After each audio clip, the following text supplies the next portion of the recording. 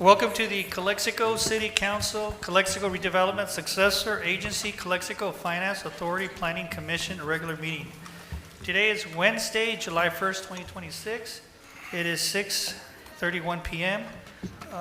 Madam Clerk, call to order, please. Roll call, please.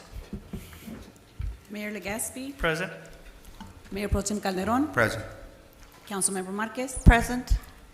Councilmember Thalinda, Councilmember Noricumbo. We have quorum.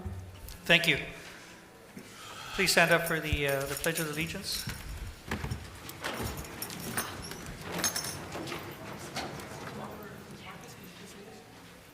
Ready? Begin.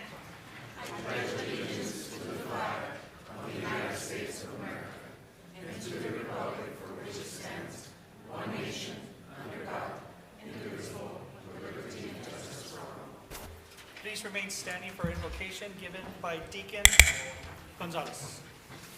Good evening to everyone.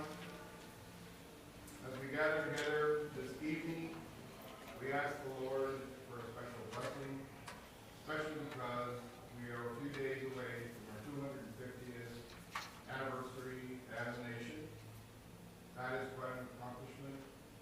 And our council, the honorable members of this council, are an example of the freedoms that all of us enjoy in this country.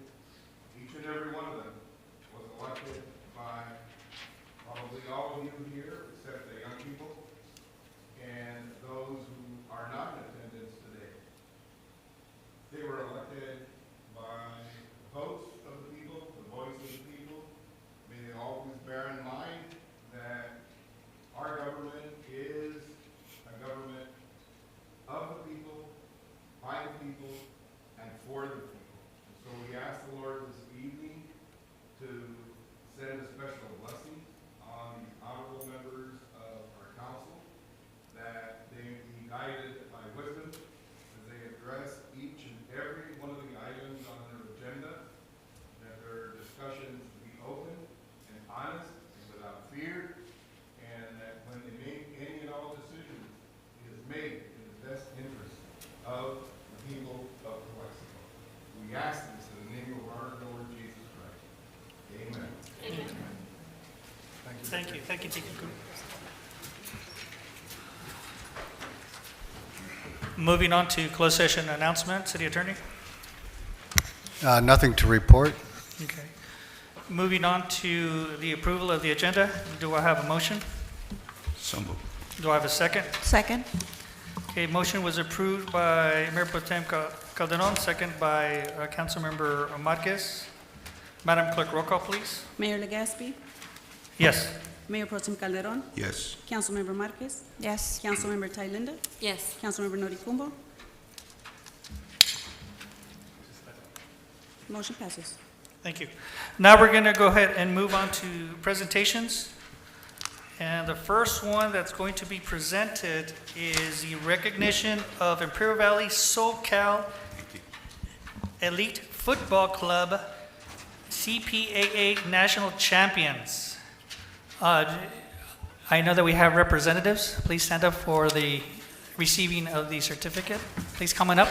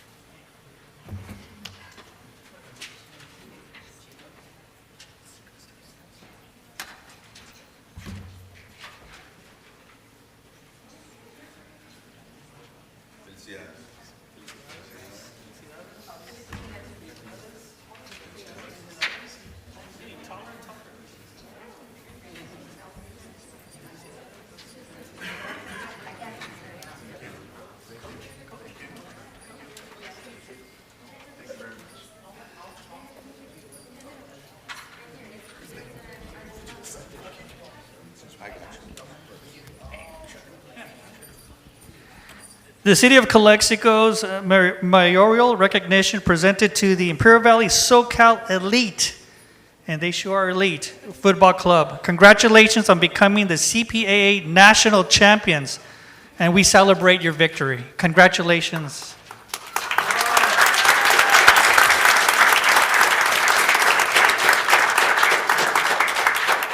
I know that there's a coach that'd like to say a few words. Coach? Yeah, just to recognize these players and parents because we went to St. Louis, Missouri to take on Elite Academy, a team from all over the United States. But it was not just that. It was the games that we have to play. Our home games were in Chino, California, so we have to travel every weekend, sometimes even Saturday and Sundays, for more than 30 games to accomplish and win our league. That is a Southwest League that it competes between LA down to San Diego to Coachella, and competing against Division I teams from elite academies. And this boys' youth has represented us, the Imperial Valley, but more from Calexico CPA that gave us the opportunity to participate here and improve our players in different competitions. So when we went over there, we already had more experience because we were playing here with larger players of age. And that accomplishment gave us the opportunity when we did a showcase to win. We were undefeated. We didn't lose a game in league, in showcases that we have to travel, like the Phoenix showcase, win, and these guys did awesome. Some did not travel to the national because we have to cut from the 22 to 18, but they did their work with the league. And the help also with Carmen Estrada, Adrian Ramirez, and Victor Dominguez, and Miguel Aguayo that help us so much on this endeavor that we conquer. And this is the second time that we have done this one. 2 years ago, we did also the national, and we win this. No team in San Diego, LA has won this. No team in California has won national for this. This is a big accomplishment, not just Imperial County, but state level. No other team has done it twice. There's only one team that has done it once from this zone, and it was Albion. Other than Albion, no other team has accomplished this. It was always Florida, Ohio, but in this category, it's SoCal Elite already achieved it twice. Thank you. Carmen, would you like to say a few words? Primeramente, pues gracias por reconocer a nuestros niños, ¿verdad? Quiero que sepan que Calexico brilla con, imagínense, ganando un nacional de Estados Unidos número 1. Eso es para mí un orgullo que los niños hayan sido campeones nacionales. Quiero que pues, les den un aplauso, la verdad. Estos niños han estado desde chiquitos con nosotros.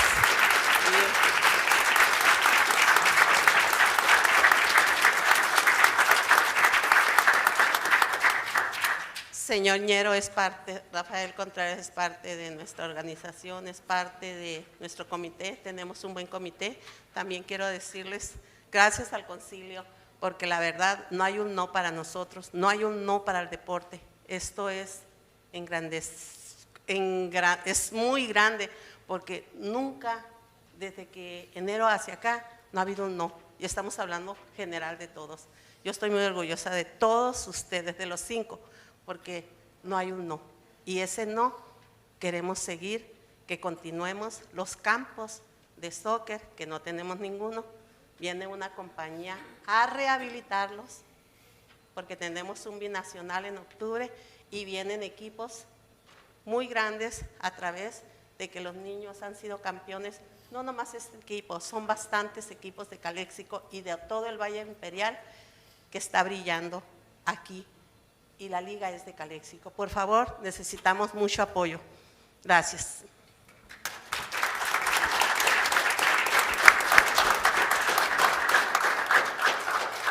All the council members are very, very proud for the accomplishments that you guys have made, and all you guys can do is just continue to go forward. So thank you very much, kids. Thank you very much.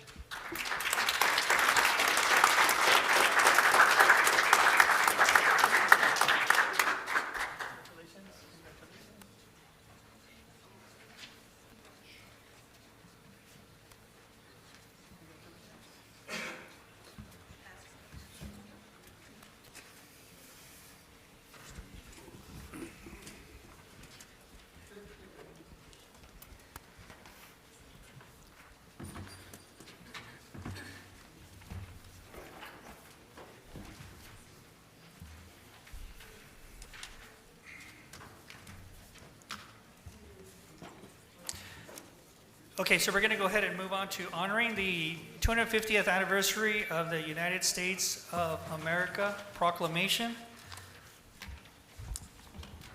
You can begin. Okay. Whereas on July 14, 1776, the Continental Congress adopted the Declaration of Independence, establishing the United States of America and affirming the fundamental principles of liberty, equality, self-government, and pursuit of happiness. And whereas year 2026 marks the 250th anniversary of the foundation of the United States, a historic milestone known as the semi-quincentennial, commemorative of 2.5 centuries of American history, service, innovation, and civic engagement. Whereas through its history, the United States has been strengthened by the contributions, sacrifices, and aspirations of generations of Americans who have worked to build and sustain a more perfect union. Whereas the semi-quincentennial provides an opportunity to reflect upon our nation's achievements, honor those who have served our communities and country, and inspire future generations to participate in civic life and uphold the ideals embodied in our founding documents.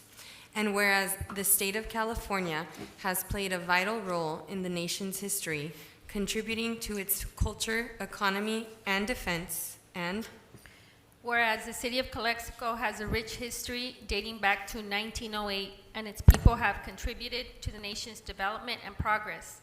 And whereas the city of Calexico recognizes the importance of preserving our nation's history while fostering a spirit of unity, patriotism, and service for future generations.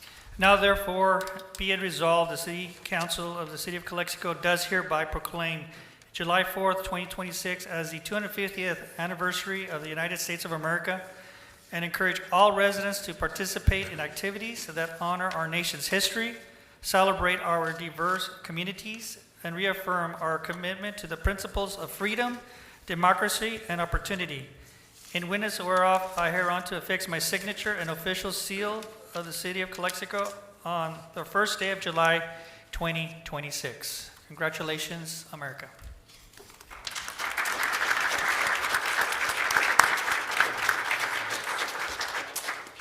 So at this moment, we're going to go ahead and take a short break and a mini celebration in the back. You are all welcome to come and enjoy this small venue.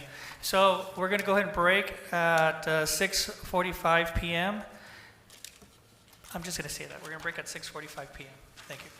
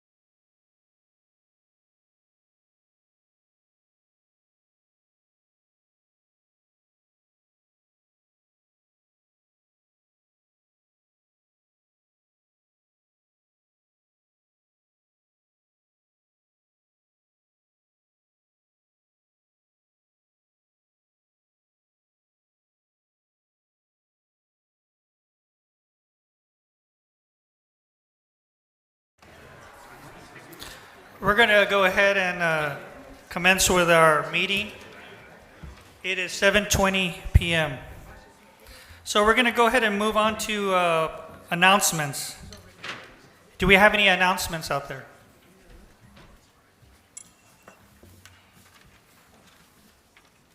No announcements? Okay. Moving on to the consent agenda.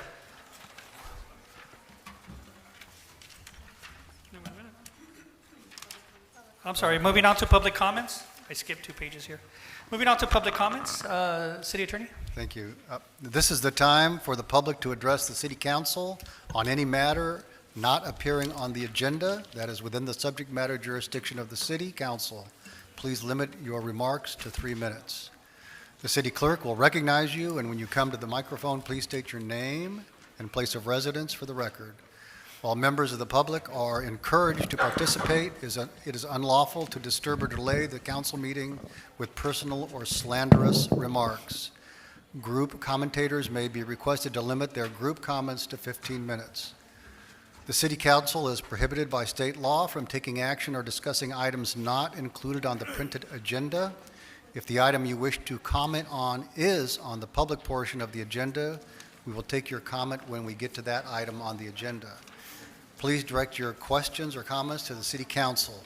The Mayor and City Council reserve the right to adjust this time limit based on the number of speakers who wish to address the Mayor and City Council. Non-agenda items will be limited to a maximum of 30 minutes. An additional time is required for public comments. They will be heard towards the end of the meeting after discussion and potential items. Right now, it is 7:22 p.m. And we're going to go ahead and pause at 7:50 p.m. Madam Clerk, do we have any public comments? Yes, we do. First speaker is Peter Rodriguez.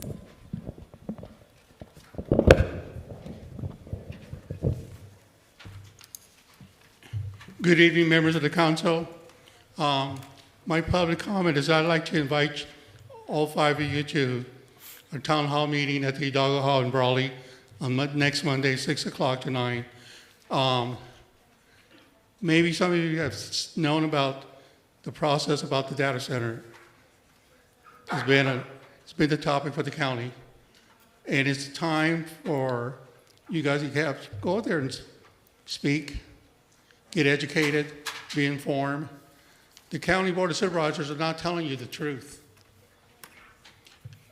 As you're aware, also, they've been hiding facts, serious facts. They did a GIS study. They knew the harmful effects of a data center, yet they did not tell the public. This is your valley. You as leaders should stand tall. You as leaders should be more informed. It's also sad when a nonprofit run by Brawley Foundation, run by Tim Kelly, who's also part of the IVEDC, used that nonprofit to hide taxes. They didn't want to pay taxes. Money that should belong to your budget, the city, and the school's budget. These items are serious for your city as well. And also don't like that guy from the Medici channel. Today he insulted the city of Calexico again about one of your empty buildings. He should focus on himself and getting a real job instead of putting down, everyone has empty buildings in all the cities of the valley. They don't have a business, not just yours. You drive around, you look around, there's empty buildings everywhere, not just your city. He has a grudge, and it's the wrong grudge to go to. Thank you.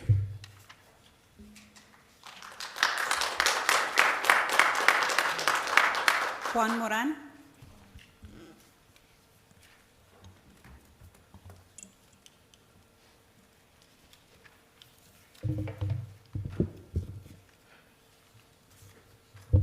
Buenas noches, Honorable Mayor,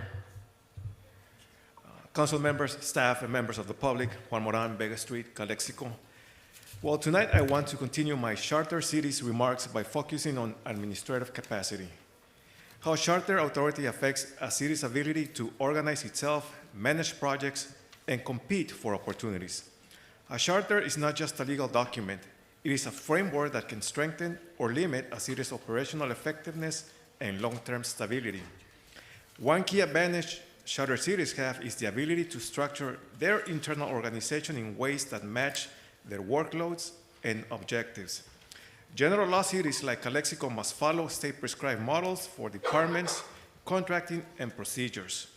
Charter cities can design systems that fit their operational reality, supporting clearer responsibilities, faster decision-making, and better coordination across departments. And I will just note that McAllen, Texas is a charter city. Charter status would offer limited advantages, but still provide modest flexibility that ultimately would help Calexico pursue specialized exit lanes. A second area is project delivery. Cities today face increasingly complex responsibilities, from infrastructure and capital improvements to compliance reporting and long-term maintenance. Charter authority allows a city to adopt procurement methods and internal review procedures that reduce delays and improve oversight by allowing tailored systems rather than one-size-fits-all rules. A third area is positioning for grants and external funding. Many state and federal programs require cities to demonstrate readiness, define responsibilities, and clear organization and the capacity to manage funds responsibly. Charter authority can help a city align its internal procedures with the expectations of grant-making agencies, presenting itself as a capable and well-organized partner when competing for limited resources. In the next part of this series, I will discuss the practical considerations involved in evaluating charter status, including transparency, public engagement, and the safeguards that ensure any governance change is grounded in the community understanding. So tonight I will close with this thought. A city's administrative capacity affects how projects move, how opportunities are captured, how effectively resources are managed, and how a city can plan, coordinate, and deliver the essential services residents rely on every day. Understanding how charter authority relates with that capacity helps us think more clearly about what governance model best supports Calexico's future. Thank you. Thank you, sir. Carlos Fonseca.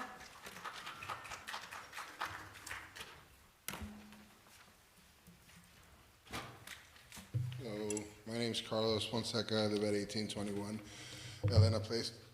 Excuse me.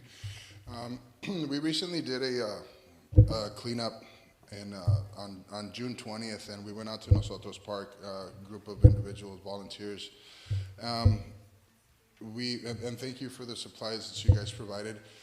We were able to paint the dugouts. We were able to paint some of the where the bathrooms are at and the outside facilities there. But unfortunately, they were already vandalized. We went out there on the 20th, and around the 23rd, 24th, I want to say, they were vandalized. I don't know if there's any plans to put cameras or some sort of video surveillance out there, because you know, it looks like a small kid did it. We can't even, it's not even legible. It just says, you know, Calexico on there, and it just, we went in there already, just tried to do our thing, and we would like some help. We'd like some more patrols, or I don't know, do something out there. The kids, I don't know. We try so hard, and then in a couple of minutes, you know, it's already vandalized. So we would like some more help, because it does feel like we're doing all this stuff for nothing. And, you know, the volunteers take a lot of time, effort, and so it'd be great if you guys could help us out a little bit. Thank you. Thank you, Mr. Fonseca. Cristina Uriarte.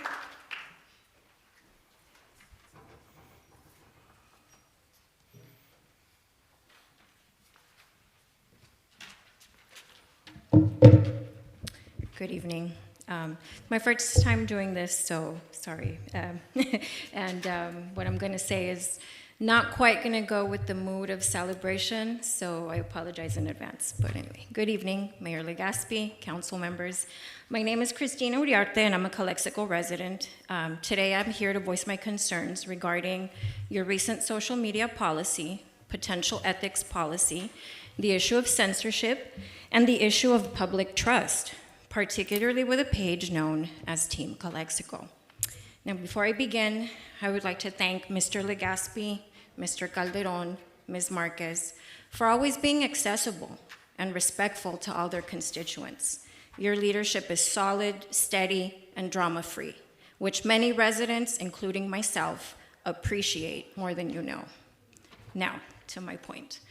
Many residents, not just myself, have expressed concerns that they feel bullied, harassed, censored, and silenced after being blocked from a social media page managed by Team Calexico, which regularly discusses issues involving the city. I can speak from my own experience of how the situation began. It began with a simple and direct question. Back on April 16th, I asked Team Calexico to elaborate on the issue of city business fees on their public page. What ought to have been a straightforward and professional response turned into a middle school Mean Girls theatrics. These are the responses I received. Watch the podcast. We don't talk to people like you. You're affiliated with so-and-so and so-and-so and so-and-so. So, therefore, we can't talk to you. I found those responses to be paranoid, reactive, short-sighted, vindictive, and petty. And sadly, they never answered my question. As elected officials, you represent every resident, not just those who agree with you. On this page, I've seen other people be victims of your slander as well. We've been subjected to the following: defamation, hate speech, intimidation, and retaliation.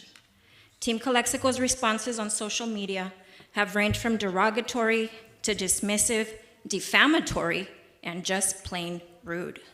It's time for residents to fight back against the twisted narratives, the stretching of the truth, the chaos, and the confusion. We don't want conspiracy theories or theories about aliens. We don't.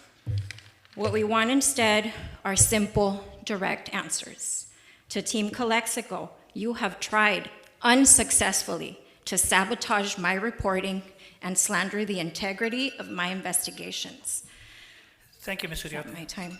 I urge the council to publicly censure Team Calexico before they become further liabilities. Thank you.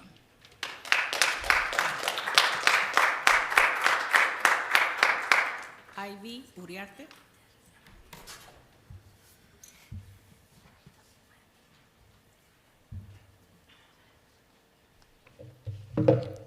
Hi, good afternoon. My name is Ivy. I'm here on behalf of my mom, Christine Uriarte. And well, first and foremost, obviously we're here throughout an issue that she just discussed, which is bullying throughout social media on the community. My mom is a journalist, so what is journalism? Basically researching, obviously providing information to the community. And well, honestly, in my opinion, this is a fairly childish issue, but it is a real issue. My mom does not deserve the harassment that she is getting on social media. It is fairly ridiculous to hear that it is coming from a community that is supposed to build and supposed to try and encourage people to speak up. And my mom is currently struggling with that, with immaturity and slander based off her appearance and her work ethic, when in reality, if you read any of her work at all, none of it is fairly, I would say, gossip portrayed, in my opinion. So I don't understand why she needs to be, I don't want to say attacked, but it is fairly attacked. It is attacking, in my opinion, because it's not fair that, I mean, if your mother is getting attacked on social media, if there's any parents here, you would want your child to speak up for you. You would want anybody to speak up for you. So that's why I'm here. But it's just really sad to have to ask your parent how their day is going just for them to tell you about the harassment that they are getting based off doing their job. We've lived here for 18 years. I'm recently a 2025 Calexico graduate, and not once have I had to witness such a maturity from my mom. I have yet to be harassed on Facebook, and I'm 18 years old.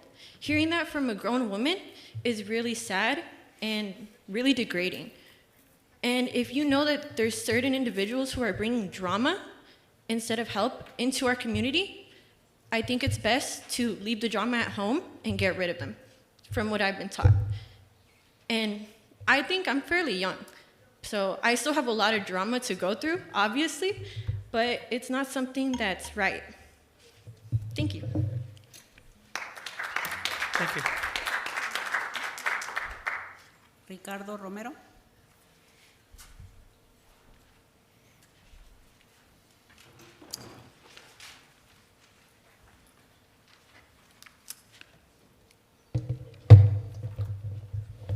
Buenas tardes, alcalde, miembros del consejo.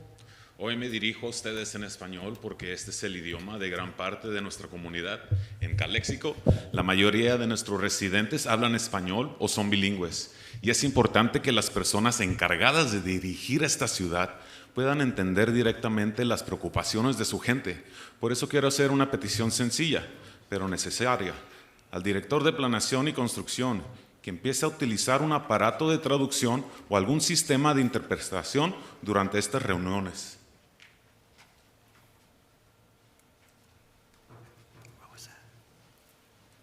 No es aceptable que en audiencias públicas donde se toman decisiones importantes para nuestra ciudad, el funcionario responsable de planeación esté presente sin poder comprender directamente comentarios hechos en el idioma de la mayoría de nuestra comunidad. La participación pública pierde valor cuando quienes toman o asesoran sobre decisiones no entienden lo que la gente está diciendo. Y quiero señalar algo más, porque esto también habla de inconsistencia. Antes de que la concejal Nuricumbo ocupara su puesto en este consejo, miembros de la comunidad como Gilberto Manzanares y Raúl Ureña hicieron esfuerzos para garantizar acceso lingüístico y traducción para la comunidad. Pero en lugar de apoyar esos esfuerzos, hubo intentos de acciones legales y presión política contra personas que estaban tratando de cerrar esa brecha de acceso que la ciudad misma no había entendido. Eso manda un mensaje preocupante que cuando la comunidad exige acceso, inclusión y transparencia, la respuesta es resistencia en vez de colaboración. También quiero hablar del estado de nuestros minutes. Actualmente, los minutes del Consejo no reflejan el contenido real de los comentarios públicos, solamente registran que ciertas personas hablaron, pero no documentan qué preocupaciones, denuncias o propuestas presentaron. Eso no es transparencia. Los minutes no deben existir solo para marcar quién habló. Deben servir como un registro histórico y público de lo que sucede aquí, especialmente cuando residentes levantan preocupaciones sobre desarrollo, seguridad, gasto público o conducta de funcionarios. Y aún más preocupante, faltan los minutos desde febrero. Eso significa que hay meses enteros de historial público incompleto o ausente. Eso es inaceptable para una ciudad que constantemente habla de transparencia y participación ciudadana. Por eso les pido tres cosas. Primero, que se garantice que el director de planeación tenga acceso inmediato a traducción durante cada reunión pública. Segundo, que la secretaria municipal empiece a incluir resúmenes sustanciales y precisos de los comentarios públicos en los minutos. Y tercero, que se publiquen y actualicen inmediatamente todos los minutos faltantes desde febrero. La confianza pública no se construye con omisiones, barreras de idioma o registros incompletos. Se construye con acceso, claridad y respeto a la voz del pueblo. Y en Calexico, la voz del pueblo muchas veces habla en español. Gracias. Thanks, sir. No more general comments. No more. Okay. Moving on to the city manager's report. Thank you, Mayor and City Council. I wanted to comment on some action related to the Anza Bridge this week. ICTC did hold a meeting earlier this week, and there was a vote to include Anza Bridge in the Regional Transportation Plan and send the approval to the California Transportation Commission in Sacramento. This was done by the director, Mr. David Aguirre, the very next day. The California Transportation Commission approved this, and essentially what I'm reporting is that the $2 million in funding, this was a big step in getting that moving forward in the right direction for environmental and design work for the Anza Bridge. I'm just reading a few sentences. There's actually a lot more to it. One of our council members, was at an appointment. There was a lot of big effort to try to make this happen. So I'm reporting something very simple, but it was a little bit more to it. But the bottom line is everything was done, and this is a very good outcome for the city. I just also wanted to announce this Sherman Street property that we've been working on lately. We're making progress. I'm hopeful that we'll see some cleanup of that property by the owner in the near future. If not, we have other actions we are considering. And then lastly, if not now or later, perhaps now, I'd like to ask our chiefs or our chief to just give a brief update and statement on emergency preparedness. Thank you. Good evening, Mayor and members of the council.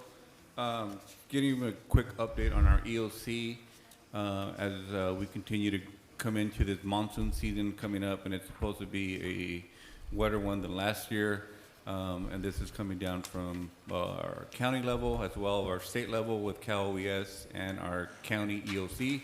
We are receiving monthly and weekly reports from the county regarding any weather patterns that are coming, excessive heat warnings and whatnot. We did have a training last month at the EOC at the county fire station number 14 with the National Weather Service for spot weather. That comes from the National Weather Service out of Phoenix. They are continuing to monitor our area due to the high monsoons that are circulating in the Gulf. We will be circulating a flyer that is currently in draft mode, both in English and Spanish, that will be posted on our city's website as well as our fire department's website. But like mentioned, we are continuing to monitor weather day in, day out when we come into work. Our EOC is fully operational. Talking to the chief, we will be setting up a employee and staff directory and training coming up here soon to prepare us when these heavy rainfalls come down here in the next few months. We are moving forward with that as well, and I'll pass it on to the Chief Orozco. Thank you, Chief. So part of the preparedness is obviously start looking at the equipment that we have, make sure that it's all working. Next week, we're going to be rolling out the secondary EOC in case we lose cell phone reception. We're going to go back analog, the old school wired phones. So we're going to plug everything in, make sure that computers are working, make sure the Wi-Fi passwords work. So that way, during an emergency, we're not trying to connect these things. So next week, we're going to have our secondary EOC operational to order equipment, anything that we need, and then I foresee having some kind of drill in the coming weeks where we're going to bring in staff to man the station so that way they know where they're going to be, where their supplies are at, where their equipment's at, so that way in case something happens, we'll be able to address it now and not when the actual emergency happens. Obviously, we have mutual aid agreements with other agencies, both in the fire department and the police department. In case something happens, the county would help out and other agencies. So that's what we're working on now at this time. Thank you, Chiefs. Mayor, City Council, to finalize my reports, I had two other items I wanted to briefly mention. The first one is the border traffic plan that we are working on with Caltrans. Staff is still working on that. We had hoped to have some sort of update at this meeting. We are going to need some outside help to prepare the cost estimate and some of the other things we're working on related to that. So we will be back into September with this report. Apologize for the delay on that, but I don't think I need to apologize for how busy our Public Works and Engineering Department is. So we are working on that. Thank you for your patience. And then the Hartstone second entrance project, also we're working on that. We had kind of told the council or directed to come back with periodic updates. We are making some progress on that, and we'll continue to provide updates on the Hartstone second entrance. Thank you very much. That concludes my report. Thank you, City Manager. Moving on to the Commissioner's report.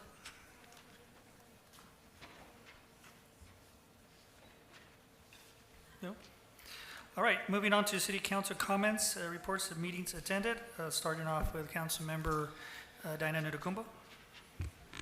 Yes, thank you. So I just wanted to touch on what the city manager said. We met yesterday in regards to the border traffic. Those of you that don't know, according to our new policy, we're supposed to get something from staff within 60 days, but it is a more complex issue that and various agencies are, involved with this. So we met yesterday with the director from the ICTC and the representative from Caltrans, city manager, public works director, myself, because I was the one that had brought that up. So if all goes good, and if it's approved by the council, we might be seeing a shift in the border traffic in the next 6 months, or starting, in 6 months. So just want to let the people know that we are working on that priority that the city has. Also, like you mentioned, Hearthstone has been with one entrance for many years, and just in the last year, they were trapped in there on 2 occasions. So they've also been working on that, and we met about that, and I'm glad to know that there's a plan, a viable plan. So that's all I wanted to add. Thank you. Thank you. Councilmember Talenda. Good evening, everyone, mayors, council, and members of the public. We have an item on the agenda today that we had a ad hoc meeting for the proposed special tax. It took 2 to 3 months, and it was a lot of work, and so I just want to say thank you to everyone who was part of that. Hopefully it does its justice tonight. I also want to say thank you to this movement that's calling themselves Clean Calexico. They've been doing this for a couple years out of their own pocket, organizing cleanup efforts. That's Javier Gonzalez, Eugenio Ramos, Sergio Soto, and Carlos Fonseca, and it's a beautiful thing to say that Calexico has these cleanup efforts and everybody comes together. You show up and you don't know everyone, but you're showing up for the same reason, that's to try and clean our city together. And no other city I've seen do that with just the residents and out of their own pocket. And so I just want to highlight that. I also want to take this time to ask that if we can, pay some attention to Nosotros Park. There are some gnarly holes and land movement going on over there. So if you guys can, city manager, take a look at that. It's dangerous. That's that. I also want to invite the public. We do an outreach every Tuesday night on our Facebook page on Team Calexico. We conduct public outreach, the good, the bad, and the ugly that goes on throughout our city and valley. We entertain everyone, every person, and people come on willingly. And just like the individual who came up to express her dissatisfaction. And so it's a place where we don't know who's going to come and participate, where we have dialogue, we can answer questions. And so, whatever you think's going on, we have themes. I invite you to come and check it out. So thank you. That's all I have to say. Thank you, Councilmember Talenda. Councilmember Diana Marquez. Good evening. Since our last meeting, I was able to attend the Imperial County Transportation Commission. We were gathered to approve the budget for this coming year, and also discussed and approved the funding for the Anza Road, the bridge. I was also able to attend the Imperial Valley Resource Management Agency meeting and the Imperial County Local Transportation Authority meeting. Today, I was able to also attend the disaster preparedness workshop at the library, which was very informative. So thank you, Ms. Agaspi, for putting that together for the community, especially when we're talking about all these disasters, natural disasters that we can encounter as a community. A lot of good information was given. And just as a reminder for everybody, for our citizens, that the library does provide lunch for children ages 1 through 18, Monday through Friday at noon. And this is all that I have to report. Thank you. Thank you. Mayor Pro Tem Calderon. Yeah, thank you, Mayor. Good evening, everyone. Thank you for joining us tonight. The only comment I have, I also attended the emergency preparedness presentation at the library today. And for those that didn't go, I invite you to go because it'll give you an idea. In the event that we do have an emergency here in the city, it will tell you the process of what you need to do. And obviously, my question would be to public safety and public works, are we ready for Super Nino? And I know that we have to clean a lot of our gutters and so forth, so hopefully we can do that before Super Nino strikes. And that's all I have. Thank you. Thank you, Mayor Pro Tem. Good evening, everyone. Thank you for attending, and thank you for being here on this anniversary of our 250th. I also want to concur with the council member Talenda had mentioned about the volunteers. We have a lot of volunteers out here, from the Calexico Alliance to the Calexico Group, from the Rotaries to the Lions Club. We've had also individuals out there painting the restrooms at the parks. So we are so blessed, Calexico is so blessed that we have so many volunteers out there that are assisting us. And it's, they're out there painting away. And I really feel bad because I was part of that group that painted Nosotros Park. And I heard that the following day it got hit again. So I'm really pushing for our security cameras to be installed. And that's one of the reasons why we have cameras being installed, is to provide security, provide protection. I know there's people out there that believe that we're going to spy, but that's not the whole point. I mean, safety comes first. I did come from a law enforcement background. Also, the city manager and I met with IED and county at our monthly meetings talking about Anza Roads and other projects. We've been having like a 2-on-2 meeting. I think it's our third or fourth one that we've been showing up to, and that's so important. Follow-ups are very important, and it's one of the things that this council believes is conducting follow-ups. Mayor Pro Tem Calderon and I met with administrations regarding the monument and its plaques. That's being worked on by the chief of police, and we have some stakeholders that are going to assist us in funding it. So we saw the art that the chief showed us, and it looked really, really, really nice. It's going to be a little pricey, so it's something that we need to work on with donations and so forth. I attended a 3D printer technology course hosted by the Calexico Carnegie Hall. Thank you, Lisa, for doing a really good job in the printing. They printed one of my whole body, and it looks scary every time you see it every day. I assisted with I mentioned about the cleanup. Also, I met with the mayor of Mexicali in reference to that relationship. It's really important to have that sister city relationship. A lot of our council mayors have done it before. You did it with the governor last year or 2 years ago? No? Oh, okay. So it's really important to have that relationship with our sister cities. Also, I attended the wellness preparedness program. Not wellness, it was a disaster program at the library. Thank you, Lisa, for doing a really good job. The gentleman that went and did the presentation is going to come to Calexico, to one of our council meetings, and give us maybe a 10-15-minute presentations on what he showed. I mean, we have a tropical storm that's coming up pretty soon, so we definitely need to prepare ourselves. And that's all I have. Thank you. Okay. Moving on to consent agenda. Call for public comments for consent agenda? None. All right. Call for a motion to... So move. Okay, motion for approval? So move. Do I have a second? Second. Motion to approve was made by Mayor Pro Tem Calderon, second by Councilmember Adriana Marquez. Madam Clerk, roll call, please. Mayor Legaspi, Yes. Mayor Pro Tem Calderon, Yes. Councilmember Marquez. Yes. Councilmember Thailenda. Yes. Councilmember Noricumbo. Yes. Motion passes. Okay. Moving on to the discussion and potential action items.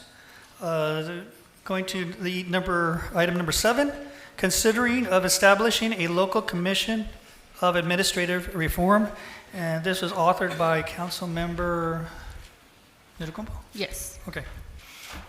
Okay. Do we have do we do public comment on these? Yes. Okay, so no public comment, right? Okay. So, There is a public comment. on this one? On number 7, no. Okay. We've always had public comments. Okay, but I thought you asked if there's any, if we've had, okay. Yeah, we don't have any. Okay. Okay. Okay, so this item, it's to approve for a future discussion and action within 60 days pursuant to council agenda policy. The consideration of establishing a local commission on administrative reform comprised of a nonpartisan panel of qualified experts to evaluate the city's current governance structure, administrative efficiency, and accountability measures, and to study whether a strong mayor form of government would better serve the needs and long-term interests of our border community. The reason why I put this on the agenda for discussion is because we've been having a lot of members of our community, a lot of them, approach us and because they notice that this whole rotation about mayors and our current structure, it causes a lot of problems, not just now, for the past 20 years. And a lot of things that have kept this city from progressing is precisely because the type of structure that we have. We're a general law city, right? And one of the gentlemen was talking about charter cities. But I got this idea from the city of Fresno. The city of Fresno has a strong mayor, but it has a mixture. Not like the big cities like San Diego and LA and Oakland who have only an elected mayor. That mayor serves in the capacity of like a city manager. In the city of Fresno, they established what I'm asking for. It's a local commission on administrative reform. What they do is you get nobody from here, but actual, and that's what the discussion would be about if it gets approved, to get qualified experts, nonpartisan, that would sit at a table, study our city, because we're a different type of city from the rest of the cities. I've said this many times, we're a small city with big city problems. And I believe, and many members of the community believe as well, is that how we're currently function is not working for us. And so the idea here is to establish that commission, which is called, anyway, the name that they've used in other cities doesn't really matter, but establish a commission of professionals, maybe in political science and government. We have San Diego State, we have IBC, we have many institutions where we can study it and do something that will function for our city, because it's our current, how we are, it's clearly not working. Not just now, it hasn't been working for many years. So that is my proposal, to have a discussion where we could all talk about it and see if we want to establish it so that if something happens in the future, and obviously it's not going to happen overnight, a good study will probably take 1 or 2 years and then get proposed, but the intent would be to have an elected mayor. Not remove the council, but have a council and an elected mayor and a city manager, kind of like what the city of Fresno has, and it's worked very well for them. So that is what I'm proposing, and I motion to approve. So we have a motion on the table, okay. If council wants to hear this item, need to set a date for when this item will be brought back for council discussion. We have a motion on the table by Councilmember Dena Nurukumbo. Do I have a second? I second. Okay. Motion was made for approval by, second by Councilmember Lisa Talenda. Call for a motion. Roll call. Mayor Legaspi, No. Mayor Pro Tem Calderon, No. Councilmember Marquez, No. Councilmember Thalinda, Yes. Councilmember Noricumbo. Yes. Motion fails. Moving on to item number 8. Announced item, consideration of converting Crummett Park into a designated dog park. Do we have a staff report? Councilmember? Yes, so that is also a proposal that I submitted.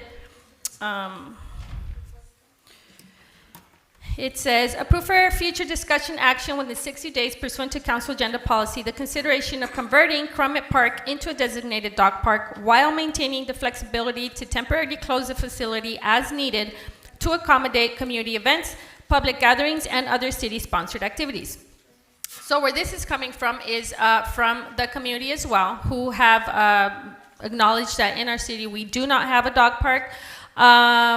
They brought up Crummett Park because the fence is already there. It has very little use. It could be, you could make a small investment maybe in the surrounding areas for, dog amenities, playgrounds surrounding, so that you still have the space for when we do community events. The space is there. And then maybe in the future when there's funding, we could do something somewhere else, but as it looks now, there's not gonna be any funding anytime soon. So the fencing is already there. Maybe it'll take a smart investment and we can do something, fast and easy, temporarily, until we can do something more permanent. So that is what I'm proposing, and I motion to approve. Excuse me, Mayor, we have public comments. Okay. Oh, then I retract my motion. Ricardo Romero.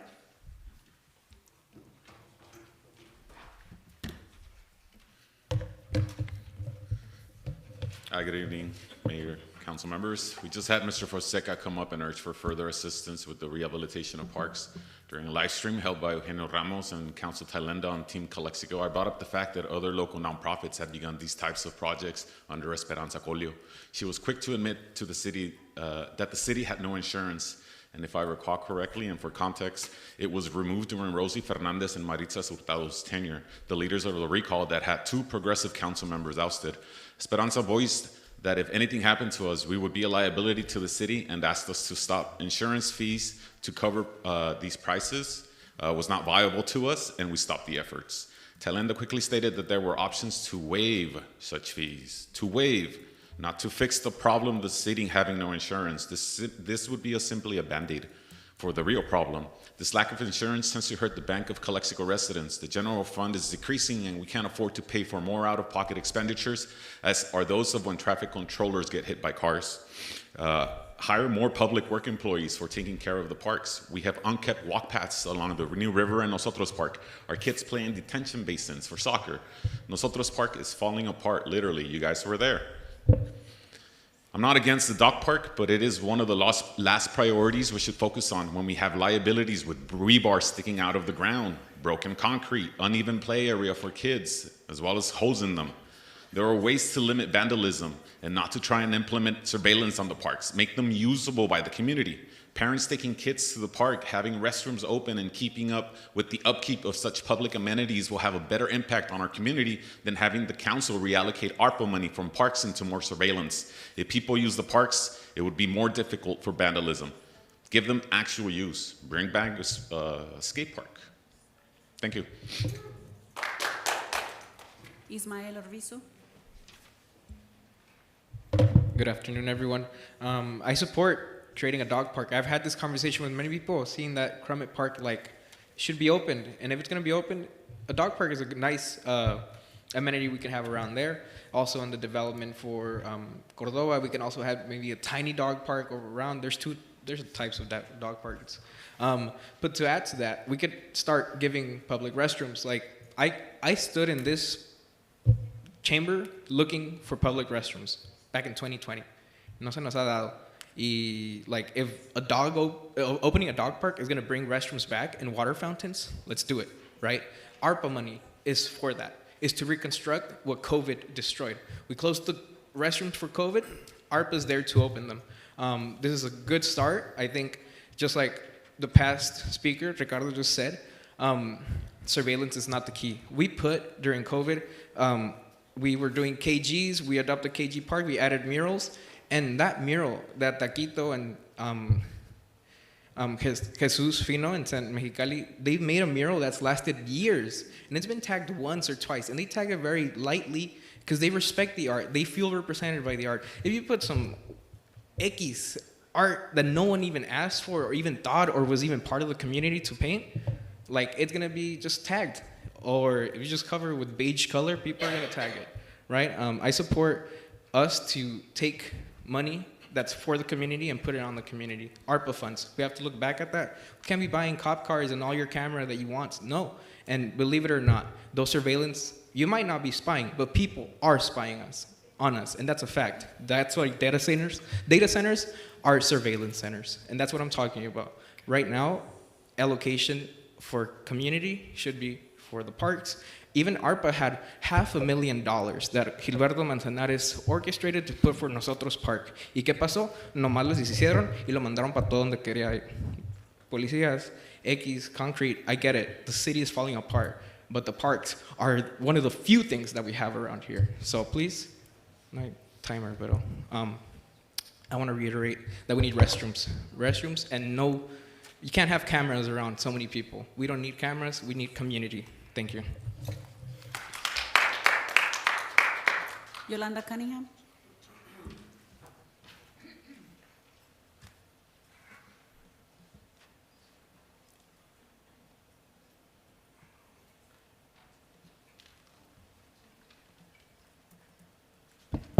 Buenas noches a todos los presentes.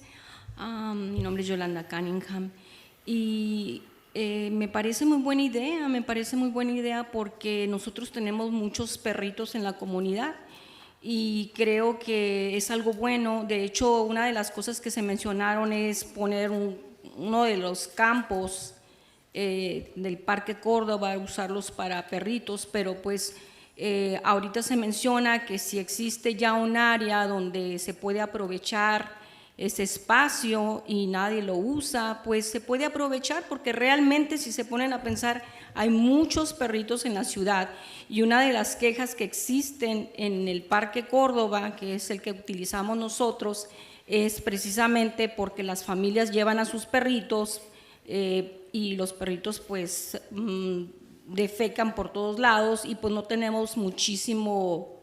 hay muchísima limpieza como debería de ser, no tenemos los recursos. Entonces, si se puede aprovechar pues para poner un espacio para los perritos está bien. Y no le veo nada ofensivo tampoco si el parque que están mencionando, el parque está sin utilizarse, se puede reusar. Entonces, lo que yo siempre he mencionado en lo personal, se puede tener un espacio para cada quien. No es necesario estarnos peleando. Creo que los perritos son parte de, al menos yo tengo perritos y yo los quiero mucho y los considero parte de mi familia y creo que como yo hay mucha gente y no tiene nada que ver con los niños ni con las familias. Yo creo que cada quien podemos tener un espacio. Así es que yo creo que en el Parque Córdoba, en lugar de pensar, digo que no se me hacía tan mala idea porque hay demasiados perritos, pues se pudiera utilizar ese espacio pues para poner todas las cosas que ya la gente vinimos y pedimos aquí y utilizar ese espacio que se está mencionando pues para poner un parque de perritos como en el centro que tienen un área muy bonita para los perritos y todo el mundo está contento. Yo creo que es una buena idea, yo la apoyo. Thank you. No more comments. Okay. There will be no council discussion. If council wants to hear this item, you need to set a date for when this item will be brought back for council discussion. Call for a motion. A motion to approve within 60 days. Okay. Do I have a second? I second. Okay. Call for a motion was made by Councilmember Diana Nurcumbo, second by Thailenda. Madam Clerk, roll call, please. Mayor Legaspi, No. Mayor Pro Tem Calderon, Yes. Councilmember Marquez, No. Councilmember Thailenda, Yes. Councilmember Noricumbo. Yes. Motion passes. Okay. Okay. Moving on to item number 8. No? We already did that one. Moving on to item number 9. The consideration of establishing a payment installment program for qualified applicants. I have a staff report. Councilmember Diana Nurcumbo, please. Yes. This item is about approving a future discussion action within 60 days pursuant to council agenda policy. The consideration of establishing a payment installment program for qualified applicants demonstrating financial hardship for certain high-cost city permits and fees including but not limited to grading permits and development-related costs, with the goal of encouraging investment, development, and economic growth within the city. This item is not to waive any permit fees because the city needs the revenue coming in, but it's more to help small, medium-sized businesses that could demonstrate some type of financial hardship, to help them help this city grow and develop. It'll create more businesses, create more jobs, and many other cities have certain programs. For example, the city of El Centro had a program where they would lend business owners money so that they can finish off their project. We're not in a position to lend any money to our local businesses, but we could be in a position to develop some type of installment program for the permits that are high. I know grading permits can go up into the hundreds of thousands of dollars for projects. So I know as well that individually business owners can come in and ask for a waiver or ask for a payment plan to the council. But I believe that whatever we do, we need to offer it to everyone, not just to whoever comes to a council meeting. So this is the reason why I'm bringing this up, and I believe that it'll help us, help our businesses grow, and help us grow in economically. Thank you. Call for public comments. Danny Martinez.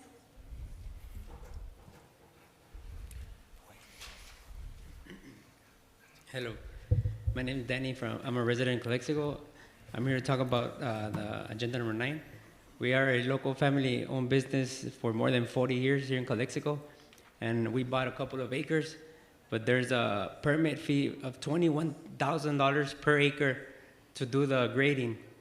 We're not asking for a discount, we're just asking for a payment plan so we could build a business here in Calexico. We've been doing this for more than 40 years. My parents, we finally bought a couple of acres we want to build, but permits are crazy. Like I said, we're just asking for a payment plan, no discounts. Give us a year, 2 years, I don't know. You guys give us a couple of months and we'll pay it off, just so we can start building, refinance, and pay it. Thank you.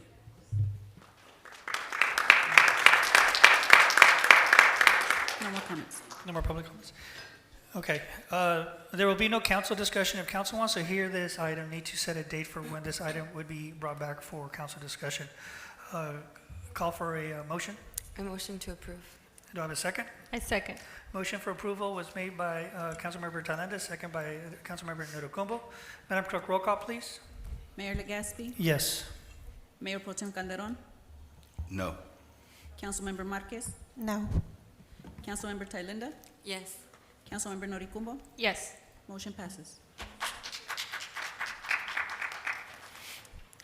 Moving on to item number 10, the adoption of Code of Ethics and Conduct. Call for staff report. Good evening, Mayor and council members. It is recommended that the City Council adopt the Code of Ethics and Conduct for elected officials and members of appointed boards, commissions, and committees. The proposed Code of Ethics and Conduct establish principles and standards intended to guide the actions and behavior of elected and appointed officials while serving the public. If adopted, the Code of Ethics and Conduct shall become effective immediately upon approval by the City Council and shall apply to all elected officials and members of appointed boards, commissions, and committees. Thank you. No. Thank you. Call for public comments.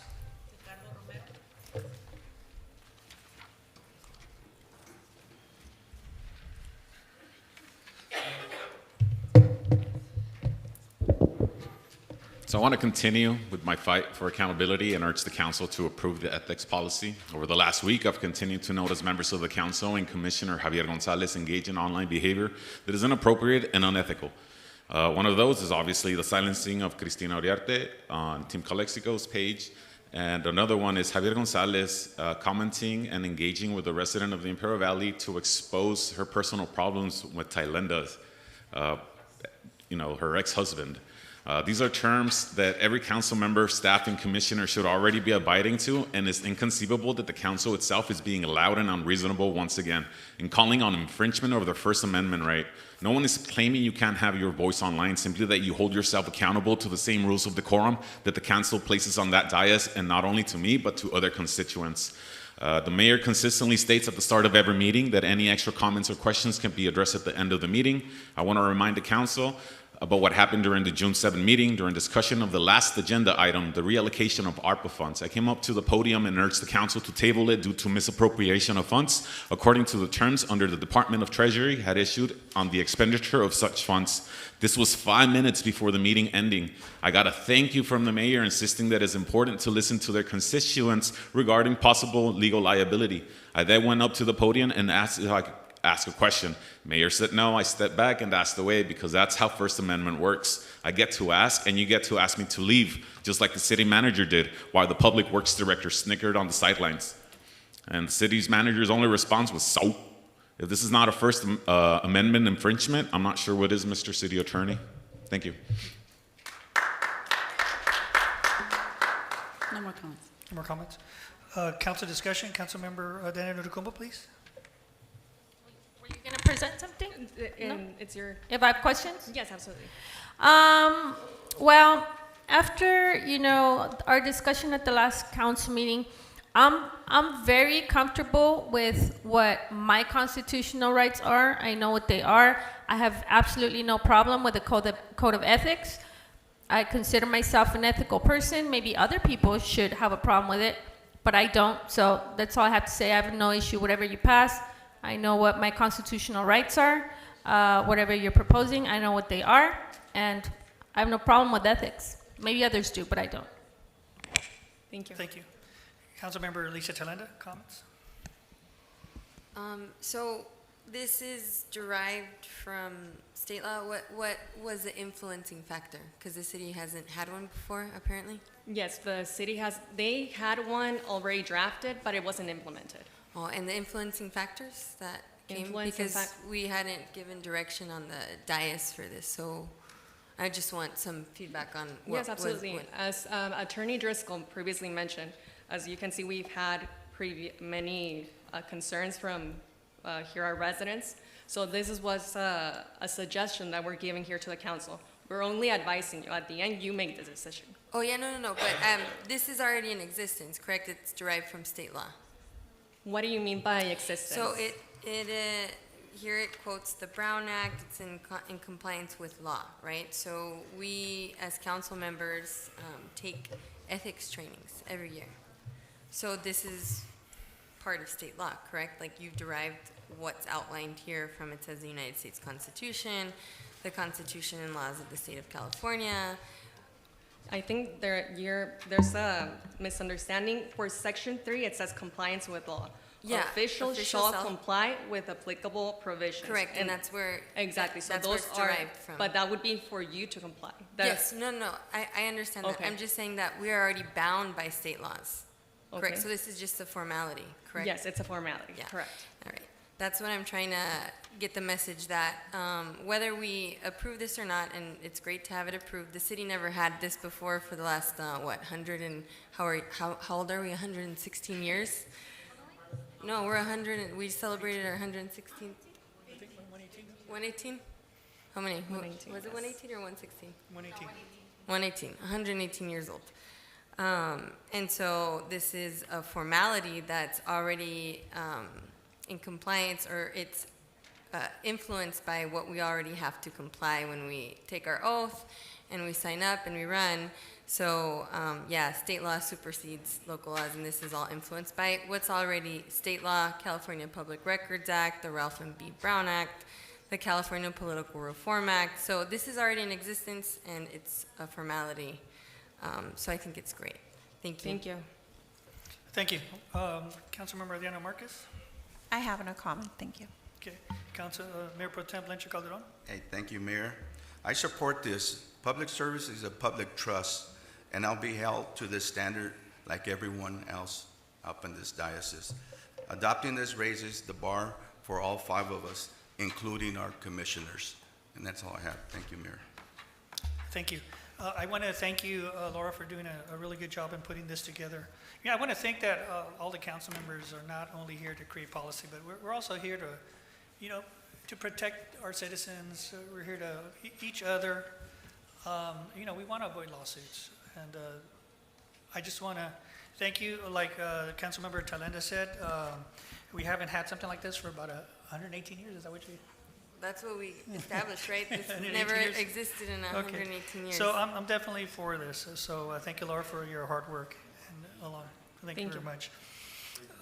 Madam Clerk, roll call, please. Got a motion We need a first? motion. Do I have a motion on the table? Motion. A motion. Do I have a second? I'll second.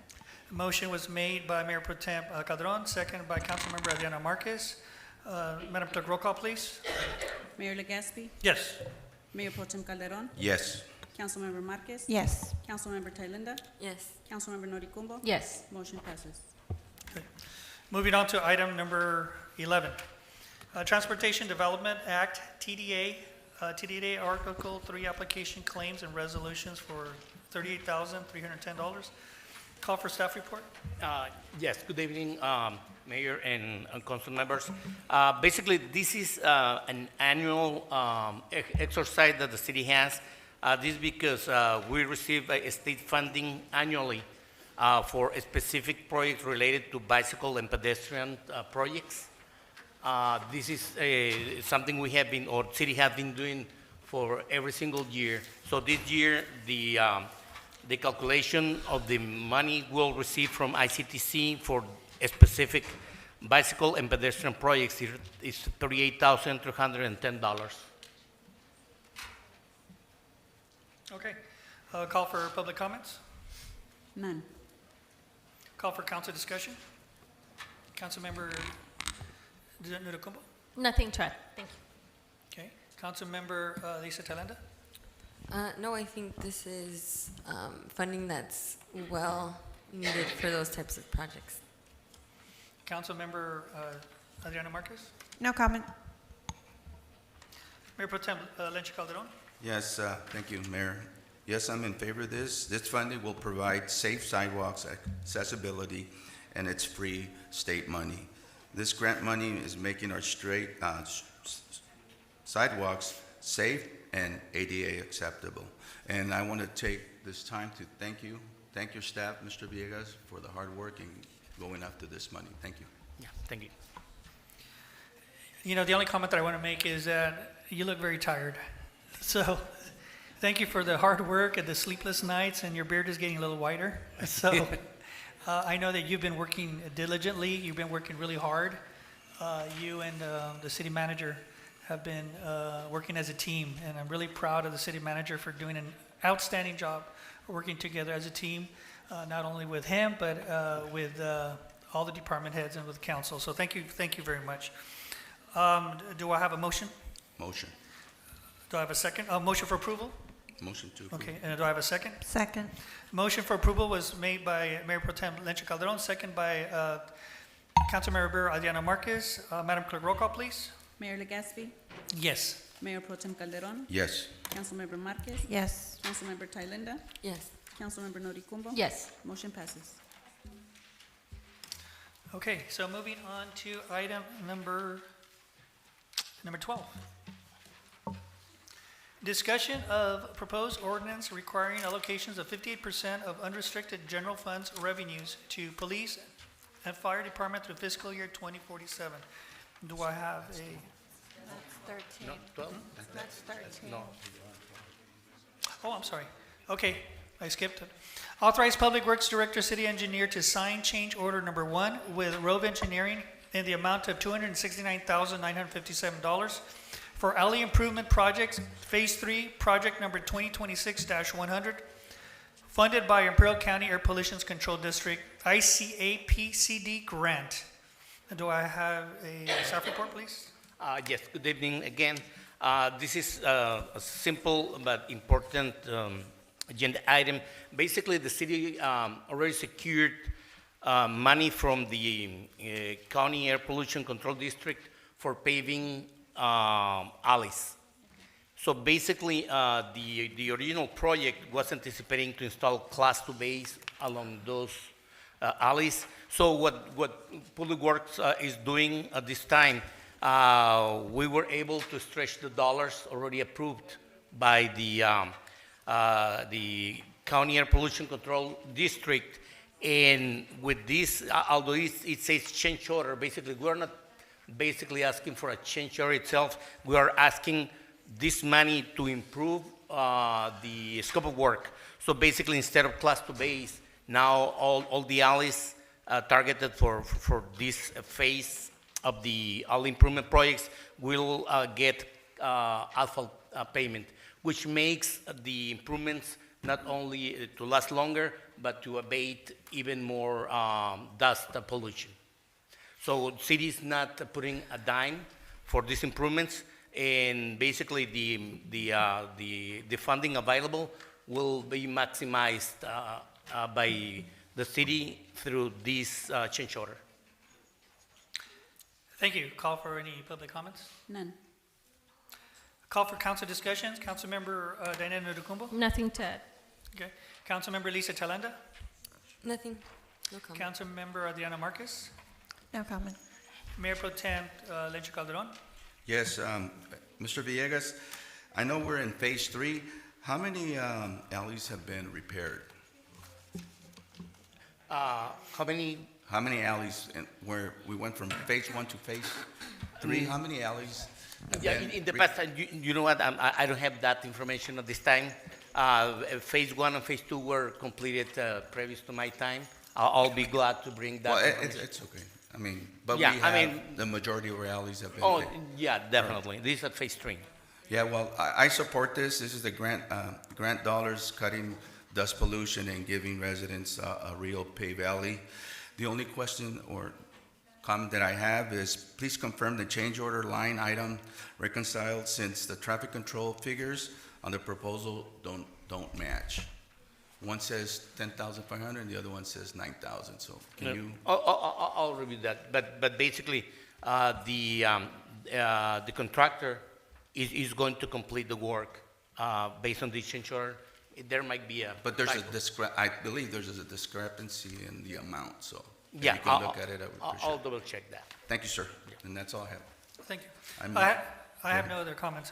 Call for a motion. I motion to approve. Do I have a second? A second. Okay, call for a motion for approval from Mayor Pro Tem Calderon, second from Councilmember Nudukumbo. Madam Clerk, roll call, please. Mayor Legaspi, Yes. Mayor Pro Tem Calderon. Yes. Councilmember Marquez. Yes. Councilmember Thalinda. Yes. Councilmember Noricumbo. Yes. Motion passes. Thank you.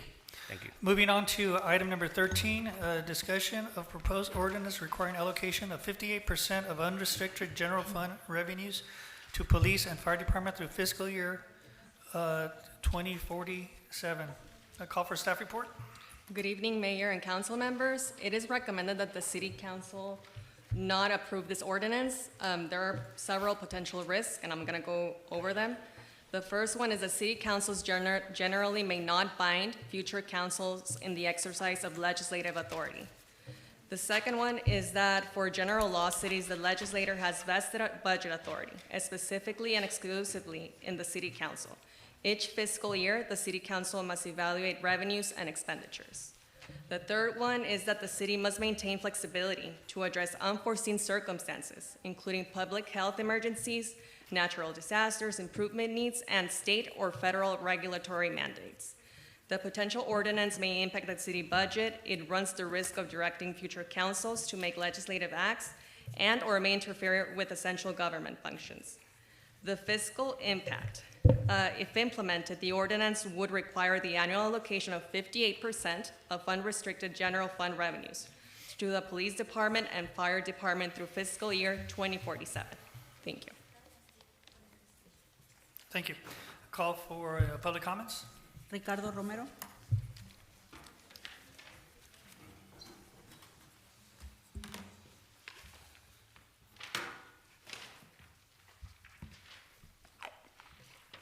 I would like to see if there would be a possible discussion on this item. I know that on the agenda item, we have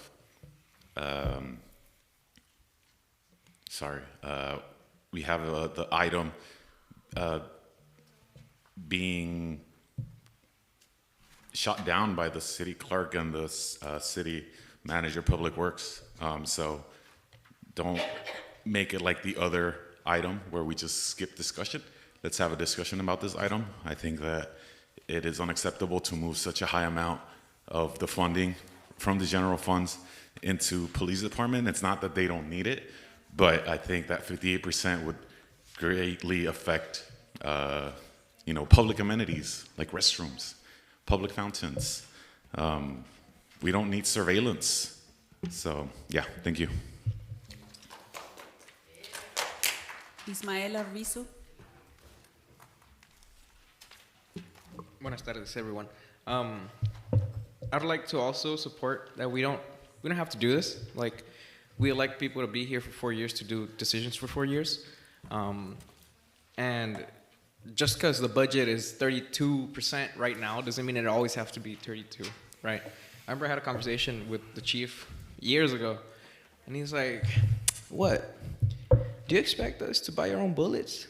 And I was like, "Dude, do you know how our teachers work?" "Yeah, sí me dijiste. We have to practice, me dijiste. We have to practice." And I was like, "Teachers have to teach." And they set up, no me digas que no, porque sí lo dijiste, señor. It's a fact. Police overspend their budget, so every year you can ask for a little bit more. And that's how budget works around in America, right? We gotta spend it all so we can, ask for bigger budgets and more and more and more. And around the whole nation, the police have a big, massive budget. NYPD has a bigger budget than many nations' military force. Strange, right? But we live in a police state. Our nation is fully policed. We don't necessarily need a tank for our police or like an armored vehicle. Why? Because Border Patrol always shares it with us, and they're always happy to share it. It's not like they're using it day and night, right? Going back, maybe we can change. Every council can make different decisions. And how long is this? 40. I'll be 47 years old. The world's going to be different that year, right? And the year before that. So we can't make decisions on those years today. Our budget doesn't have to be so high. Most of our budget goes to fire department and police. And maybe we can allocate our budget yearly by the yearly needs, issues, emergencies, and whatnot. Thank you. Norma Aguilar.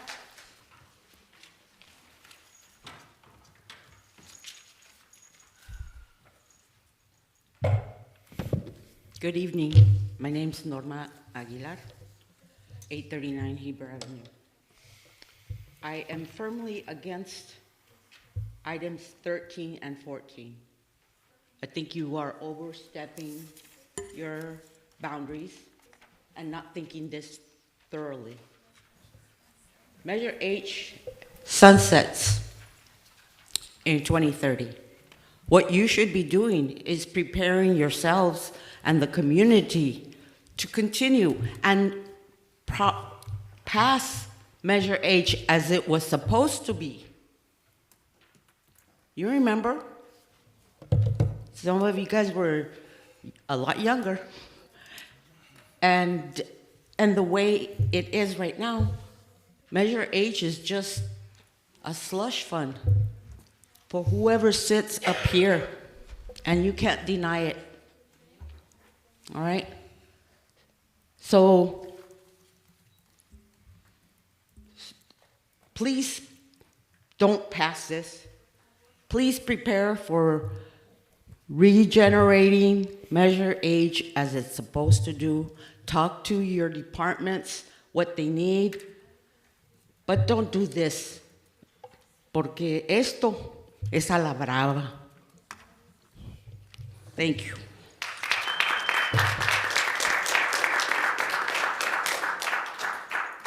No more comments.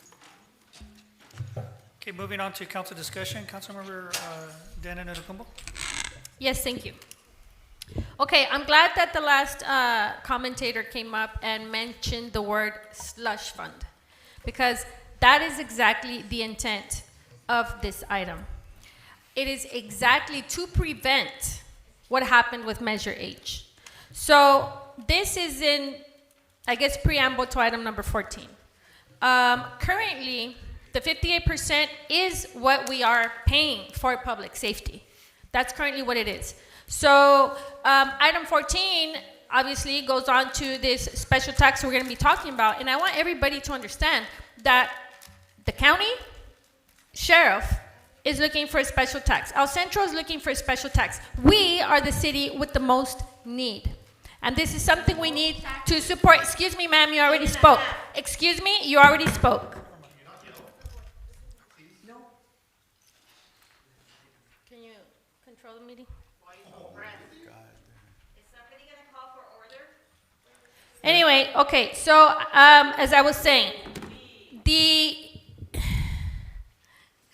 Go ahead, continue. train of thought. Okay, so we just had a priorities workshop, and that priorities workshop, we had everybody here gave public safety a perfect score. So what does that tell the people, the public, our public safety staff, is that all of us feel that public safety is the #1 concern. So what's going to happen if... Please, let's have order. Chief, keep an eye. Thank you. So what's going to happen if this tax does pass? Let's just say it passes by the voter. The voter decided that, yeah, it's a good idea. We want to support our public safety. We want to approve this tax. Okay, let's say that happens, all right? And then currently, public safety is being funded 58%. Is it 58? I can't read anymore. It's between What? Yeah, okay. Yeah, public safety. It's between fire and police, and we gotta remember fire, paramedics, health services. We don't have a hospital. Okay, so it's 58% between those two of the current general fund. What this is trying to prevent is that if this tax passes by the voter, because when somebody mentioned when overstepping, we're not overstepping. We're proposing policy. In the end, the voter will decide. And if you disagree, then express your disagreement at the ballot. But what we're doing here is our job, and we're proposing policy. Now, what this is trying to do is trying to prevent that should this special tax pass, that the rest of the council, or including this council, doesn't just supplant the special tax with what's currently being spent, which is what's happened with Measure H, which is why the voter does not trust anymore that their taxes are going to go to what they want it to go. And if they want it to go to public safety, and if they say, yes, I'm going to trust the city again, but I want it to go to public safety, not another slush fund, then this needs to be implemented. And although I understand it's not legally binding, what it does do is that it wouldn't allow just staff, when they're doing budgets, in the future, to just remove it. It would force it to come to the council so that the people would see that the council members are the ones that are not supporting public safety. And that's all it does. So even though it's not legally binding, it puts everybody's feet to the fire, whether you do support public safety or you don't. And that's all I have to say. Thank you.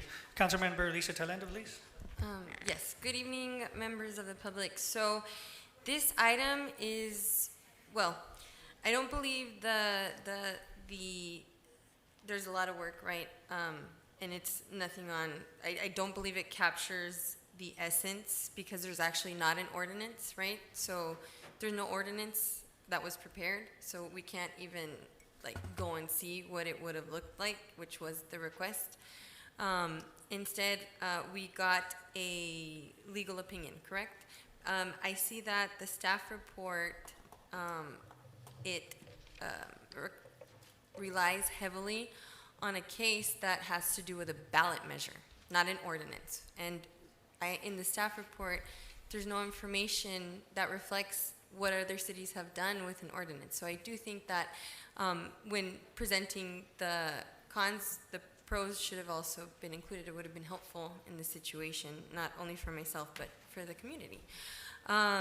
The goal with this item is to run in concurrence if, as a council, we approve that there be a special tax on the ballot in November. Right now, the 58% is split. I can't remember off the top of my head the percentages between the two departments of police and fire, but combined it adds up to 58%. To support that, one of the biggest things that came up in our ad hoc committee meetings was how are we going to give some sort of a safeguard to the special tax, because as we see with Measure H, which was a general fund tax, so it may have been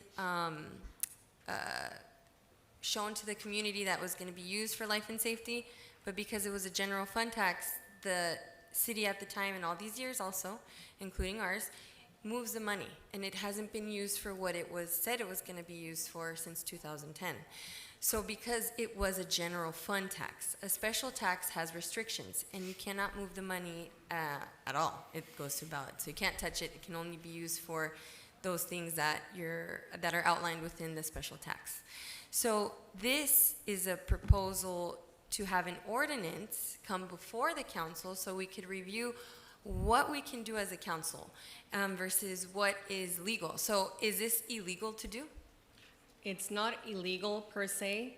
However, as you mentioned, no, and as how we were advised also by our council, is that the case in Taunton versus the Board of Supervisors, we focus on this case because this is a general law in county, not a city, but it's the same percentage similar to the one you are proposing. So that's why we brought this case over. It's very similar, and the court held it invalid. Right. So that's where I cannot assure you that the court's going to take it that way, but that's the case that we were able to find. That's Right. very similar. And so, but it's the case that is being, how would I say, used as an example is for a ballot measure.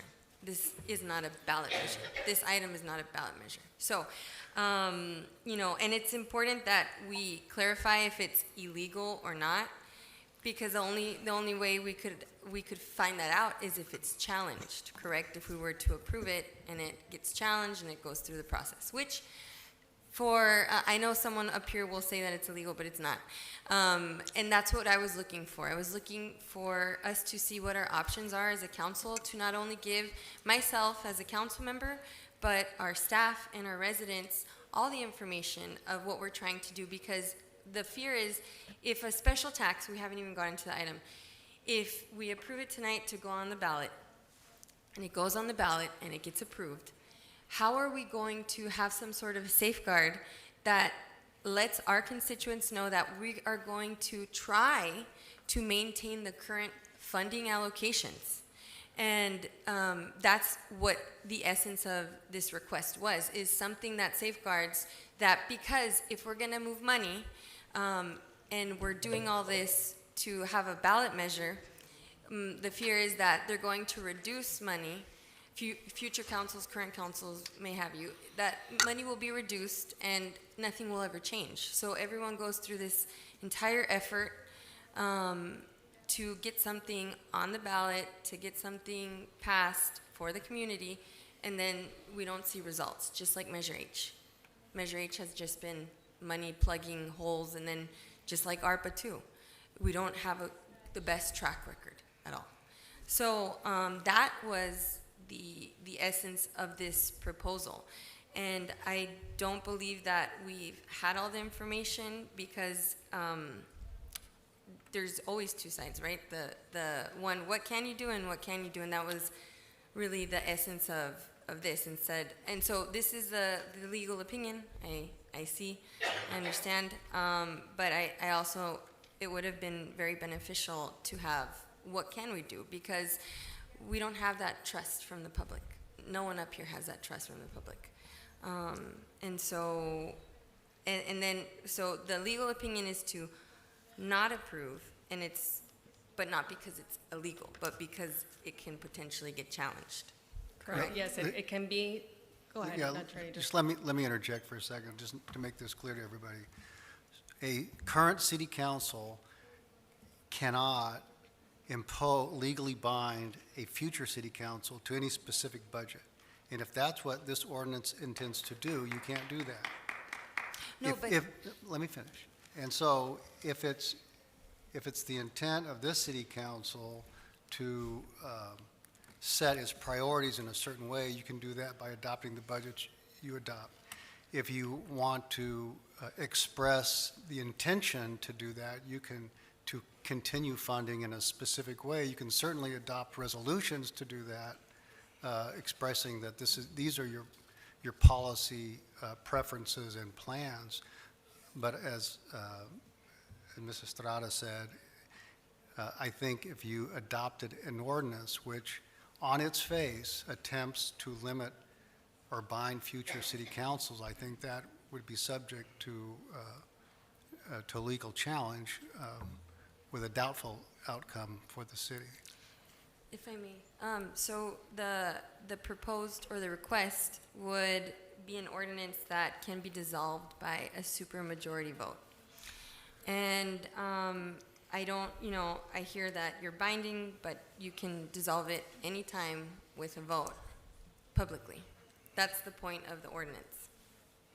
And that whatever we're doing with our life and safety come before the community so that the community can be aware and also the staff be aware that we are setting priorities. And that's really what I believe that this report did not also include, and I would have liked that so we can all have the conversation, know that this is not illegal, this is a recommendation based on these things, but these are the options, because it can be argued that the flexibility is not limited. You can vote it anytime you want out.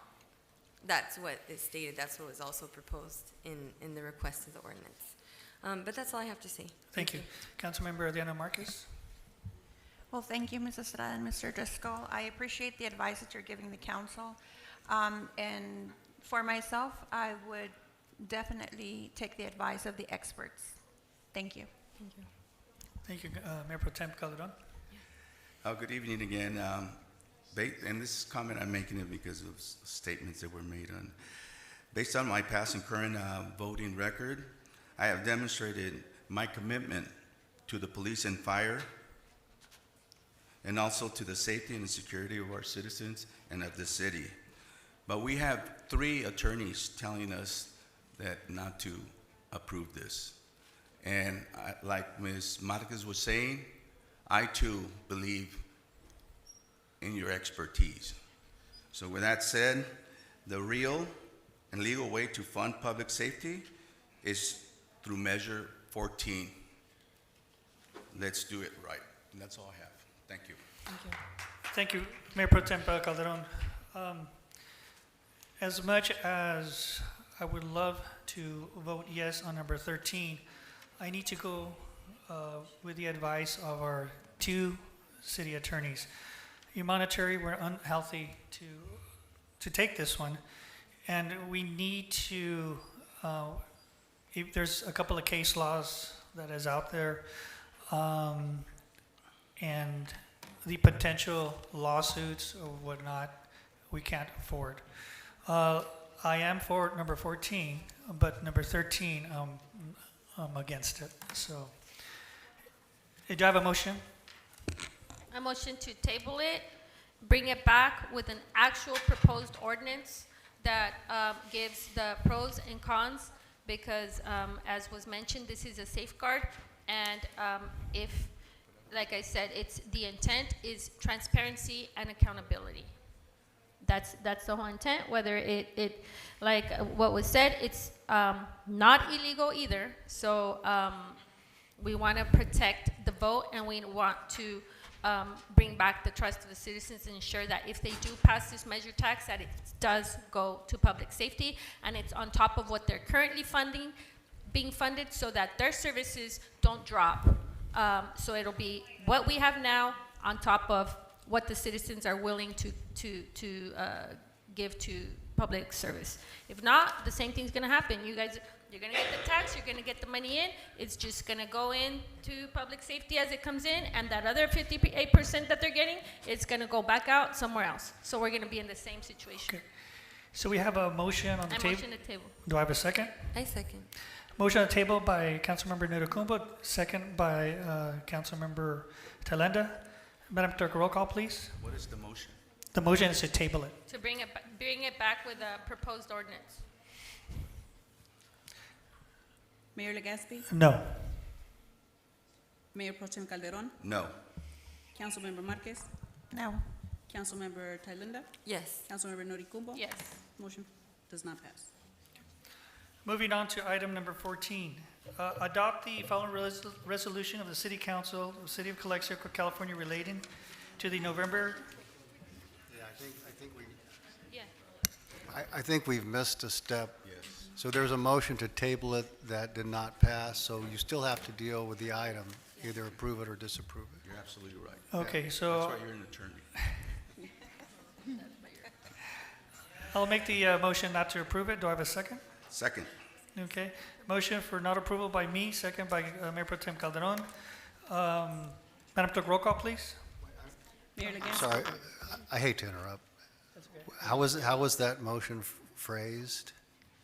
Motion to not approve item number 13. Yeah, let me suggest that the motion be stated in the affirmative, motion to approve, and then people can vote yes or no. Otherwise, you have a double negative, and it's confusing what you're voting Yeah, for. and we like to hear the notes. Yeah, Okay. so my recommendation would be have a motion to approve the item. Okay. Do I have a motion to approve the item? I motion to approve. Do I have a second? I second. Okay, a motion to approve the item was made by Councilmember Noricumbo, second by Councilmember Thailenda. Madam Clerk, roll call, please. Mayor Legaspi, No. Mayor Pro Tem Calderon, No.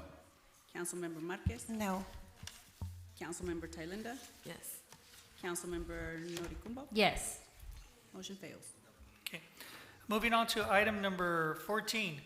Adopt the following resolution of the City Council of the City of Calexico, California related to the November 3rd, 2026 general municipal election for the City of Calexico. The resolution of the City Council of the City of Calexico, California, calling for a placement of a special tax measure on the ballot for November 3rd, 2026 general municipal election for the submission to the qualified voters of an ordinance to enact a special public safety transaction and use sales tax for 20 years at the initial rate of 0.5%, 1/2 increasing to the 1% upon the sunset of Measure H. B, a resolution of the City Council of the City of Calexico, California, requesting the Board of Supervisors of the County of Imperial to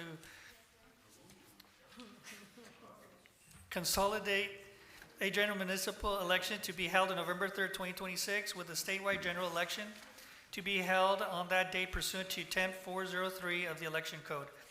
A resolution of the City Council of the City of Calexico, California, providing the filing, direct, and rebuttal argument and setting rules for the filing of written arguments regarding a city measure to be submitted at the November 3rd, 2026 general municipal election. Do I have a staff report? Sure. Thank you, Mayor and City Council members. I first wanted to thank our ad hoc committee members, Mayor Pro Tem Calderon and Councilmember Thailenda, for participating in numerous meetings over a couple of months to bring this draft resolutions to the City Council for consideration. The proposed measure would establish a dedicated funding source for public safety purposes, beginning with 0.5% sales tax and increasing to 1% upon the expiration of Measure H, which is September 30th, 2030. And the tax would remain in effect for 20 years from its operating date and would expire in 2047. The resolution goes on to state that there will be a 50-50 split in the use of the funding, 50% to fire and emergency response, and also 50% to the police department. If approved by the voters, if in the City Council to be placed on the ballot in November, it would generate $4 million annually at the 0.5% tax rate and $8 million annually following the increase to the 1% upon, again, the expiration of Measure H in 2030.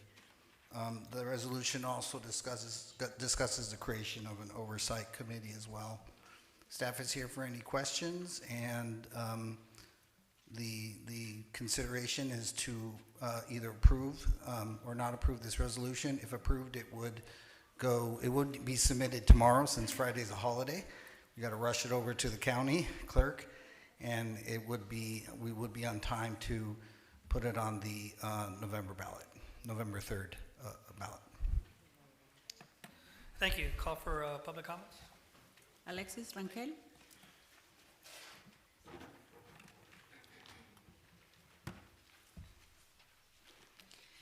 Good evening, everyone. I didn't think I was going to be the first one.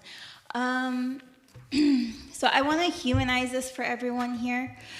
There's some statements that have been made in other agenda items. And so I'm a citizen of Calexico. I'm a mom of Calexico. I am the wife of an officer here in Calexico. I'm the wife of a combat veteran who went to Iraq. So I take a lot of offense when people say that we live in a police state, because this is not a police state. We do not have our military walking around on the streets with their machine guns. So that is something that really irks me. Our chief always says that our police officers are, what's the word that you use, chief? Miracle workers. I take offense to that one too. We can argue why later. But for the most part, because they're drained. I can give you an example of an elderly lady who was working on the garden and was worried about a situation of a homeless person that had a knife, to my knowledge, and the police couldn't reach her, or they couldn't help her because they were tied up with something else, with a traffic accident that was happening that particular day. So we definitely need more officers. We definitely need more firefighters. So I am in support of this measure. I study journalism. I have a degree in journalism with all these different emphases. So I always try to look at two sides of the coin. And I brought this up in the commission because I wanted to hear what people had to say, because I too have been cautious with the city of Calexico because of Measure H, because it was presented in a certain way that it was going to help our police officers and our firefighters. And to some extent, that money does go to them, but it also goes to Parks and Recs. I love Parks and Recs. My son made me take him to basketball right now. That's why I'm here. But we also need law enforcement. And we just had a public safety meeting at the Women's Improvement Club, and I was in charge of getting lots of comments from the public. And a lot of the comments, negative as they may be, were towards the response times from citizens. They don't feel like their concerns from the police department are being answered on time. Well, it's not gonna get answered on time if the police department is short-staffed. You're not gonna get, and unfortunately we don't include fire, but same thing with fire. If they're taking somebody to the hospital, sorry. Okay, thank you. Norma Aguilar.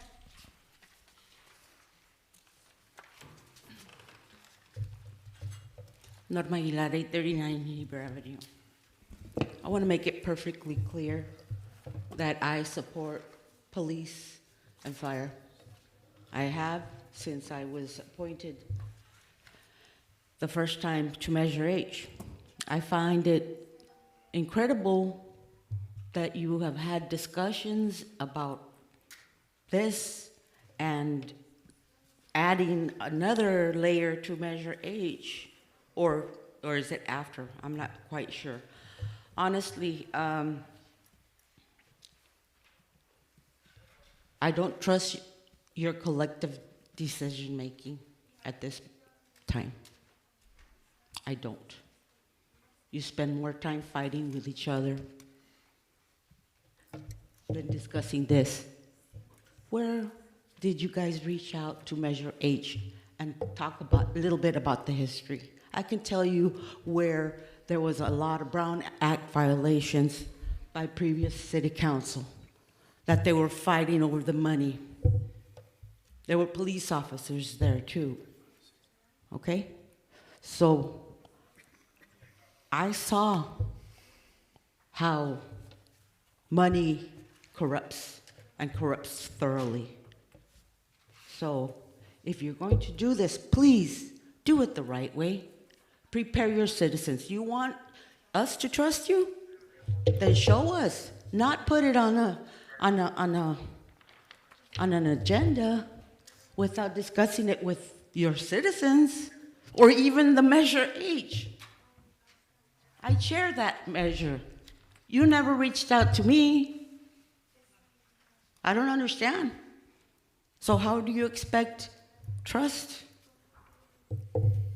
if you don't gain it? Thank you.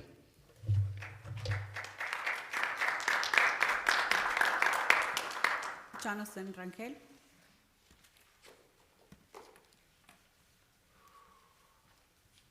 Good evening, ladies and gentlemen. I'm here on behalf of the CPOA. I'm the vice president. I agree with some of the things that have been mentioned today. Trust, perfectly truthful statement from, from Norma. Trust, that's exactly what we're trying to establish now. The fact that Measure H was sold, was provided to us back in the early 2000s or mid 2000 and what was it, 2010. Parks was one of the ones included, but so was primarily fire and police. I can definitely guarantee you, I live in the city, that none of us trust what occurred with Measure H. Am I correct? So we're trying to do what's right. She mentioned it. What's right is we're going to do community outreach. The POA, along with the Firefighters Association, has given their word, and we are committed to knocking on doors, community outreach, different forums, everywhere we can. We will not let the Calexicans down anymore. We're going to tell them exactly where it's going. Manpower, equipment is skyrocketed so far right now, and it keeps on going down because of inflation. We need to protect our life, our safety. The residents have called for safety downtown. How about we establish a full-time law enforcement officer stationed at the downtown area, which the chief has many times said that. With that in mind, just to let you guys know a few numbers, and this thanks to Carla, approximate measure, the combination of PD and fire department salaries for the year 2025 and 2026 that came from Measure H was close to $1.3 million. Once Measure H sunsets, for those of you that don't know what that means, that once it's gone, it expires, where are we gonna get that money from? Where is life and safety gonna get their money to pay their officers? We're gonna be in a deficit. What are we gonna do? Are we gonna let people go? We already don't have numbers as it is. Manpower is important. It's infrastructure is also important. So this comes from there. The public demands safety, and we want to provide a better quality of service for everyone, including the visiting and everybody else that lives here. Thank you. Evelyn Herman.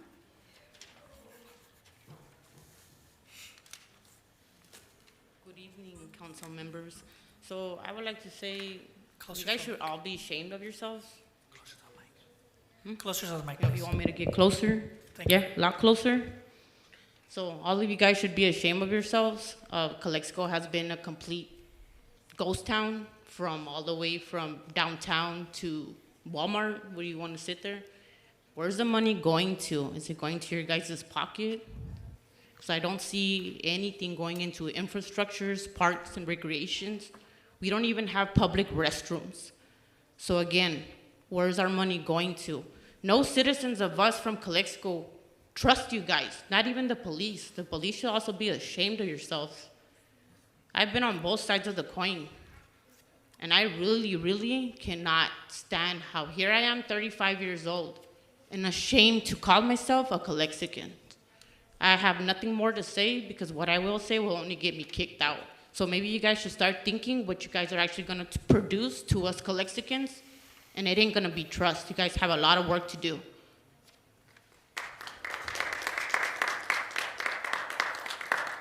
No more comments. Okay, moving on to council discussion. Councilmember Dana Nukumbo.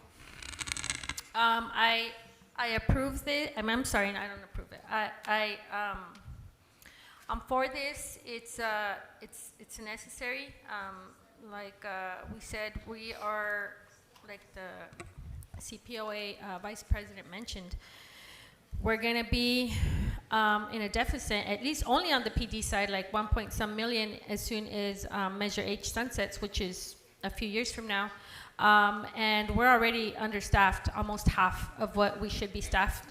And when that money goes away, then what? Then we're going to go down. We're like 50% in our police department. We're going to go down to 25%, 30%. I approve this as a policy. I'm for it, and I will let the voters decide at the ballots. Thank you. Councilmember Lisa Talenda. So this is a sensitive item, and I understand that. As council members, we're tasked with finding solutions, and they come in many shapes, and there's different tools. This one happens to be one that might be quicker, and it will go out to the constituents for a vote. So whether it's approved or not. We do not have that, how would I say, community buy-in, and especially for items like this, I would never support another measure, a general fund measure, because of the way that Measure H has been handled and the way it was advertised and sold to the community.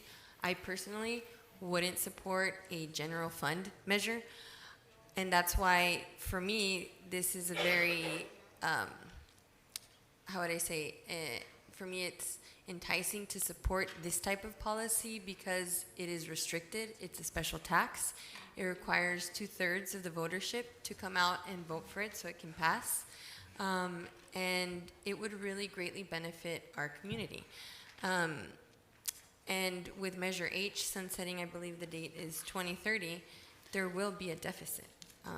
I can tell you right now whether I won't be here, sitting here, but if in the future any council wants to propose a general fund tax, I will advocate probably against it because I've seen the way that Measure H has been used and I don't agree with it. And that's why I believe that for our city currently, the best route that we can gain trust back a little bit if it were to get approved and be voted into effect is to go with a special tax so that we can't move the money. And, you know, it's built in to have a advisory commission. And at the end of the day, it's the voters who are going to approve it or not. Thank you. That's all I have to say. Thank you. Councilmember Adriana Marquez. Thank you. So I have a question in regards to this. Did we do any outreach to the community? No, only the ad hoc committee meetings. And no polling of any kind? No, we did not do polling or any outreach directly to the community. So I guess my next question would have to be to our finance director. Once we don't have Measure H, how is that going to be affecting us as a city? We're getting approximately right now like 4 million a fiscal year. Sometimes a little bit less, sometimes it's a little bit more, just because of depends on the economy and sales tax and so forth. If we were to, out of that 4 million, we make a 1 million debt service payment. So we have 3 million that we are transferring into the general fund. And that would be, as it is right now, we're like, I mean, I just presented the budget. We have a very slim budget. We have enough revenues to cover our current expenditures. So that 3 million loss would be, it would put us into a deficit. So am I correct to assume that if we don't prolong this measure, we won't, as a city, we won't have any funds or revenues coming in to support our city? Yes. Thank you. Thank you. Mayor Pro Tem Calderon. Thank you, Mayor. First, I would like to publicly thank those individuals, our staff, who participated in developing this public safety sales tax, and you know who you are. Thank you again for your hard work and showing up every week to discuss this matter. This is how you fund public safety the right way. Voters approved, locked to police and fire by law, with a citizen oversight committee and annual audits. I move the adoption of all the 3 resolutions, and I intend to author the ballot argument in favor. Thank you, Mayor. That's all I have. Thank you, Mayor Pro Tem Calderon. You know, it shocks me, especially when we have individuals. We have 3 elected individuals in the city of New York that was recently elected that believe, or one of them believes, that we shouldn't have police officers. That really shocks. And it also shocks me when we have people, young people, that believe that they don't trust our police officers. Who are the people you're going to call when you're in trouble? The police. I've worn the uniform for 34 years. I know what my wife went through when I was patrolling out there, coming home late, working 24 hours because of a homicide or a child that got killed or whatnot. The police force, not anyone can be a police officer out there. It takes a lot for anyone to put on that uniform. And yes, we do take a lot of crap out there from people. People don't like us. I'm sorry, I'm retired, right? People don't like them. I'm still a police officer in heart.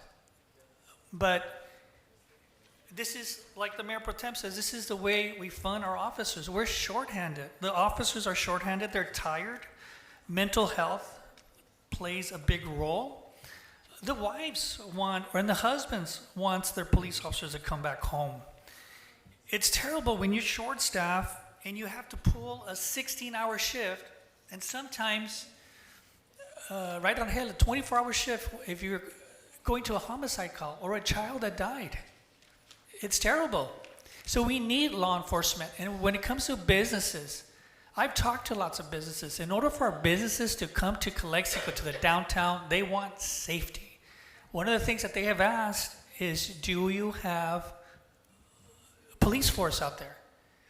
You know, we have some issues with narcotics that's being transactioned out there in the downtown area. Who are you going to call to stop these individuals?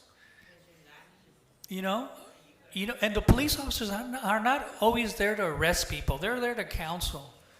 Okay, not all, end up going to jail, because at times it's like one of the, I think, I'm not too sure if Mrs. Rangel had mentioned, or Detective Rangel back there, had mentioned that, the call for service. You can't respond to a call when you're dealing with other petty stuff. It's hard. And I invite those that don't trust the police officers to go on a ride-along.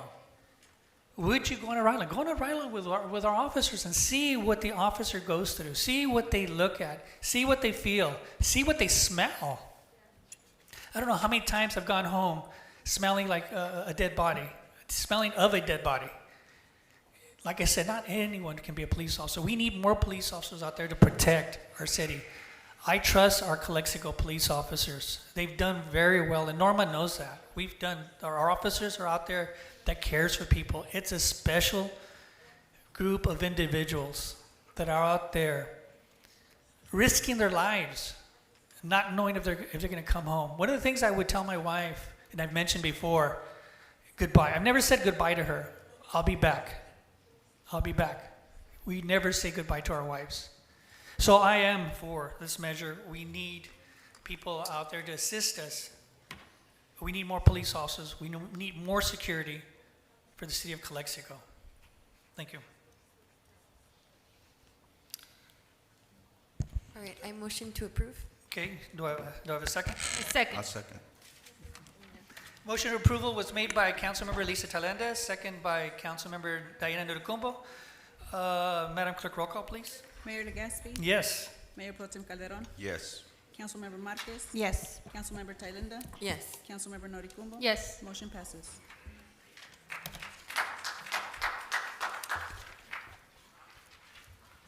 Moving on to item number 15, potential moratorium on data center. Call for staff report. Good evening, Mayor and council members. It is recommended that the City Council direct staff to prepare an urgency interim ordinance establishing a moratorium on data centers for the purpose of studying related issues more in depth.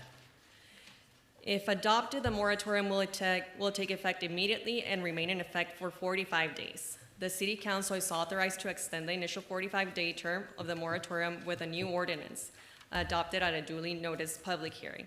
As a public hearing is being held on the subject interim urgency ordinance with public notice provided in the Calexico Chronicle, the interim ordinance can be extended for up to 22 months and 15 days, as set forth in the Government Code 65858, Section B.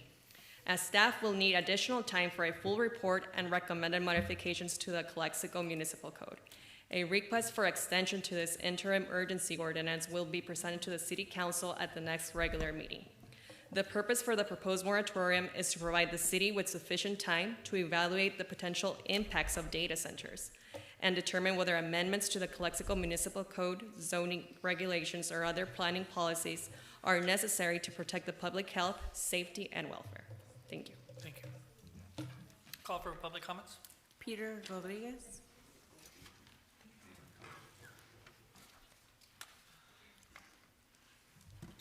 Good evening again, Council. Sure enjoy you guys' spirited debate. It's nice to have that. And as far as for this issue, I will support any pause on data centers. If you've been aware of me and my friend Jake, my brother Jake, we've been very strong speaking out against data centers, especially at the County Board of Supervisors. They have misled, lied, they have terrorized people. This man was arrested, unfortunately. The charges he was never prosecuted. He was singled out. Jake was thrown out. We were targeted on a Tuesday. What you saw in Minnesota, people being killed, we experienced people, that same feeling in the Tuesday, because that's what Madam Chair and the CEO wanted to do, was target people. Boom, boom, boom, boom, especially in our front row. That whole row, we had 3 people toss, because they don't want to hear the truth. They lie. We have emails to prove it. And to be honest, we have better intelligence than the CIA on this data center. And that's just honest. You guys are hardworking servants. You were elected by the people. Obviously, there's some people that don't like you for various unfortunate reasons, because they don't want to hear the facts. We have reporters here that will not report the facts. In fact, they don't even report election results. Elections are over. Can you imagine they're hiding election results? This is the United States of America. They should give us an election result, but they won't. They won't even print your comments. You guys are elected leaders. You're making strong statements for the community, and they won't even print your comments. We depend on outside news sources to give us credit for what we're taking. And that invitation I gave you, got people from Coachella coming, Yuma. We'll have probably our friends in the media from outside the county come in to film this because they want to know. And if you're not aware, LA Times has been in those county meetings. So if you want the committee to be destroyed, go ahead and bring it in. Because Tim Kelly, IBC-DC, the one who runs a nonprofit, ICE Detention Center, they use to not pay his taxes. He's full of crap and he lied to you. Money that should be in your budget, your school budget, your city council budget. You shouldn't have to pass a measure to raise that. They would have just paid his taxes. This guy, Rusi, that came in there, he tried to take over the idea and he lost. He didn't lose. He lost 3. There were 3 seats open and he lost all 3 of them, despite the money he spent. So, yes, I approved the pause the way it is, and I have no issue other than that. It's going to take time before people will actually accept the thought of banning centers, but this is not good for the county of Imperial or for the city of Thank you, Calexico. sir. Thank you.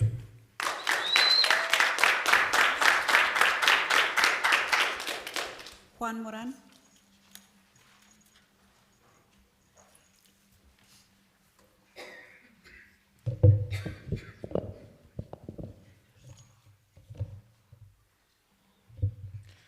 Buenas noches again, Honorable Mayor, council members, staff, and members of the public. Juan Moran, a resident of Calexico. I previously emphasized the importance of planning before approving any large-scale industrial projects. Tonight, I want to build on that message and highlight something even more important: the people in this room. Look around. The turnout is not accidental. Residents are here because I care deeply about the direction of this city, and they are making their voices heard. Their presence is a clear, unmistakable statement. Calexico does not want a data center now, and the community is not prepared to accept one in the near future. Public participation is not a procedural formality. It is the foundation of local democracy. When people show up, it means something. Data centers are resource-intensive industrial facilities with major impacts on water, energy, heat, and surrounding land uses. These are not theoretical concerns. They are real, long-term obligations that fall on the city and its residents. A moratorium gives Calexico the time to evaluate these impacts responsibly, transparently, and with the full involvement of the community.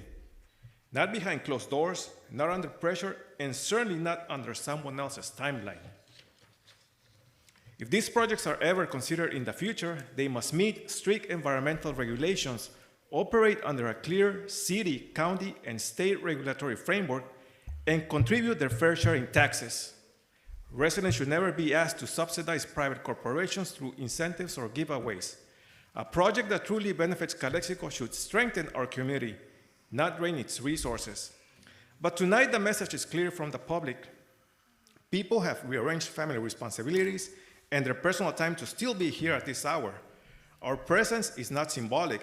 It is a direct expression of community will. We are telling you, respectfully but firmly, that we do not want a data center now, and we do not want one in the foreseeable future. For that reason, I respectfully urge the council to adopt this moratorium and to seriously consider an outright ban on any data centers within our city limits. Calexico has the right and the responsibility to decide what kinds of industries align with our values, our resources, and our long-term vision. A ban is not a rejection of progress. It is a recognition that not every project is appropriate for every community, and that our limited water, our infrastructure, and our neighborhoods must always come first. A moratorium is the immediate step. A broader prohibition is the long-term safeguard. Both reflect what the majority of the community is asking for tonight. Adopt the moratorium. Thank you.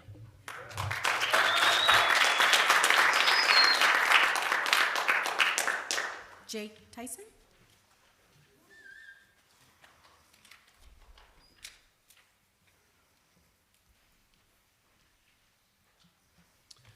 Hey guys, I'm Jake Tyson. I live in El Centro.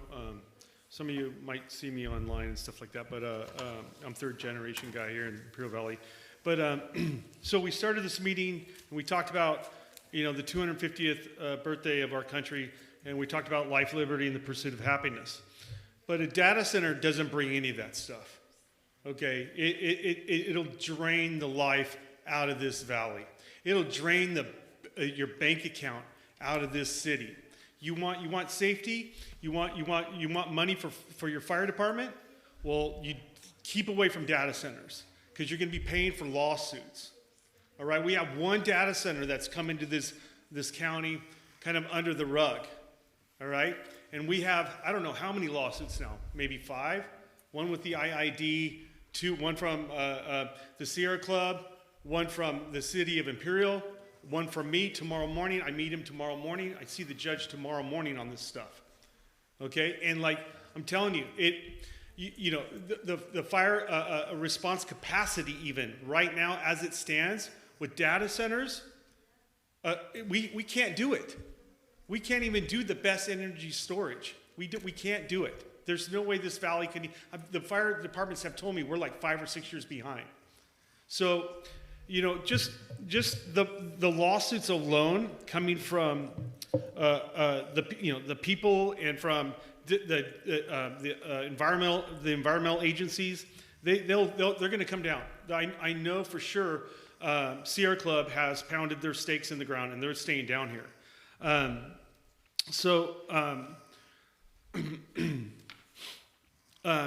The one thing I was going to mention, about what we were talking about before with the money in voting on getting money to the police, and who are we going to call? You mentioned, Mayor, you asked who are we going to call when there's an emergency, right?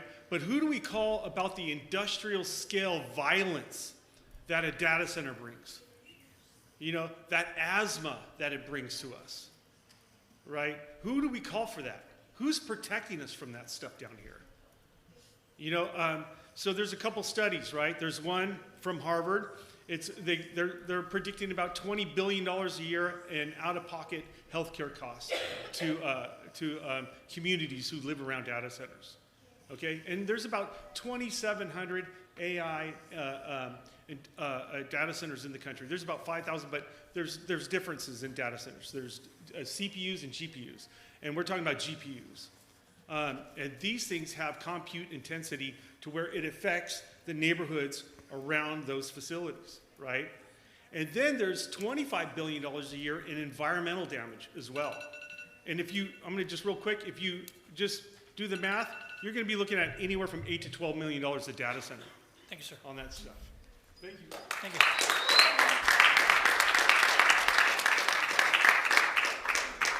you. Rene Felix.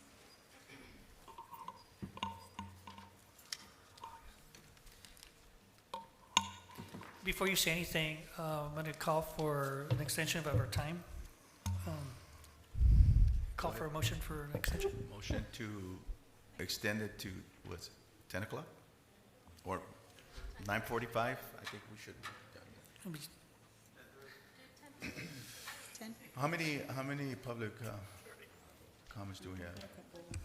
Let's do 10:30. Motion to extension to Oh. 10:30. Can't make a 10:30? Okay. Okay, I motion to extend. Do I have a the second? meeting to 10:30. 10:30 a second. Okay, motion to extend till 10:30 by Mayor Pro Tem Calderon, second by Councilmember Diana Neducumbo. Madam Clerk, roll call, please. Mayor Legaspi. Yes. Mayor Pro Tem Calderon. Yes. Councilmember Marquez. Yes. Councilmember Thalinda. Yes. Councilmember Neducumbo. Yes. Motion passes.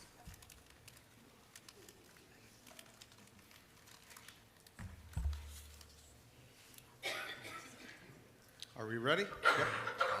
Perfect. Excellent. Good evening, Major and members of the City Council. My name is Rene Felix, and I'm here on behalf of the Imperial County Building and Construction Streets Council.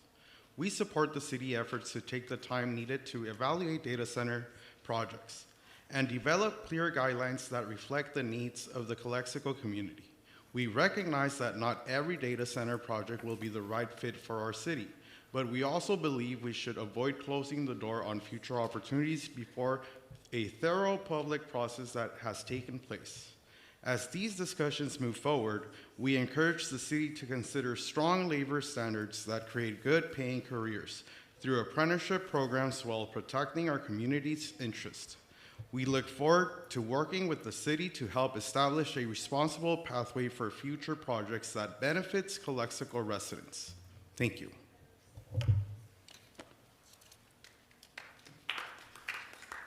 Sean Ellis.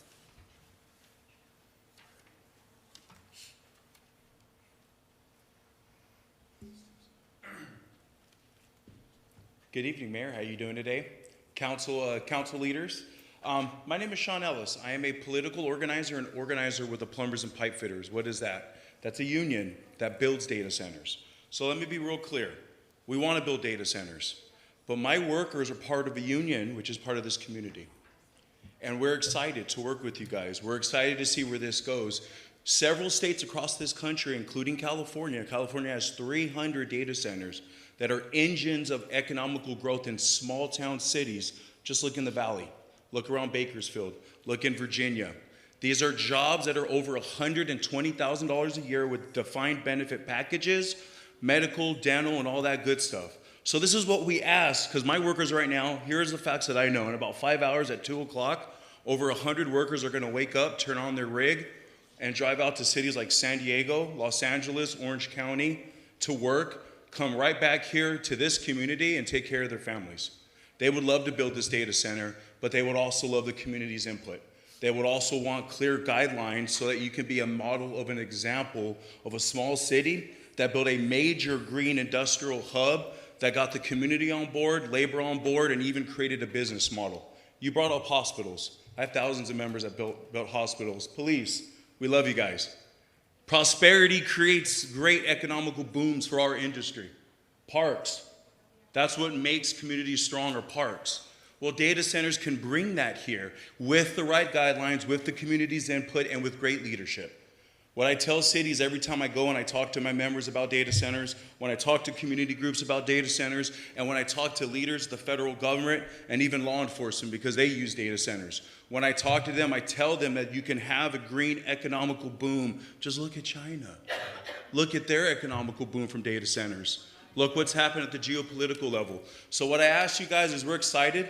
You'll have a feasible study. We know what the facts are. We have 400,000 members that build these facilities across the nation. We are excited. We are excited to see an ad hoc come. We are excited to see this community have input, and we're excited to have our workers heard. So once again, my name is Sean Ellis. I'm an organizer with the United Association Local Union 230. That's Imperial County. Those are the folks that build your geothermal, your sanitation, and they plumb the buildings that you use every day. And I represent hundreds of members here that are unionized and that would love to see where this study takes us. Thank you so much for your time. Appreciate you guys. Ricardo Romero.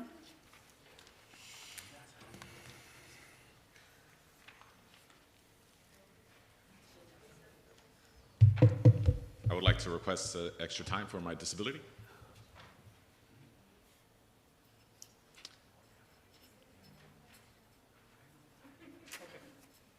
I respectfully urge you to require a full CEQA review for this proposed data center. No by-right shortcuts, no relabeling it as an innocuous storage facility, and certainly no decisions made outside the public process. CEQA exists precisely to analyze and mitigate projects with potentially significant environmental impacts. Data centers are large industrial facilities that, and not benign warehouses. As the Center for Biological Diversity points out, we wouldn't let a large industrial plant move into our town without first analyzing how it'll affect neighboring residents. This is no different. The cooling units, rooftop fans, and standby generators at data centers produce a constant drone that nearby residents can hear day and night, leading to headaches, sleep loss, and other health harms. And Mr. Legaspi, you literally just mentioned mental health concerns right before you unanimously voted to pass the last item. They also demand enormous amounts of electricity and water. Mid-sized data centers can use hundreds of thousands of gallons of water per day, and just for cooling.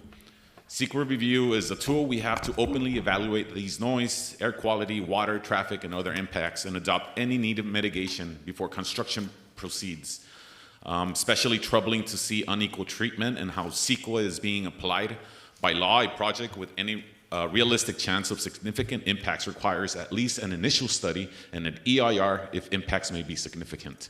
In fact, state legislators have already proposed the bill, SB 887, to make every data center undergo CEQA review, even if local zoning allowed it by right. Meanwhile, here in Calexico, housing projects are stalled for lack of CEQA documentation, yet this multi-million-dollar data center is being fast-tracked as if no review is needed. First, we lost the planning commission.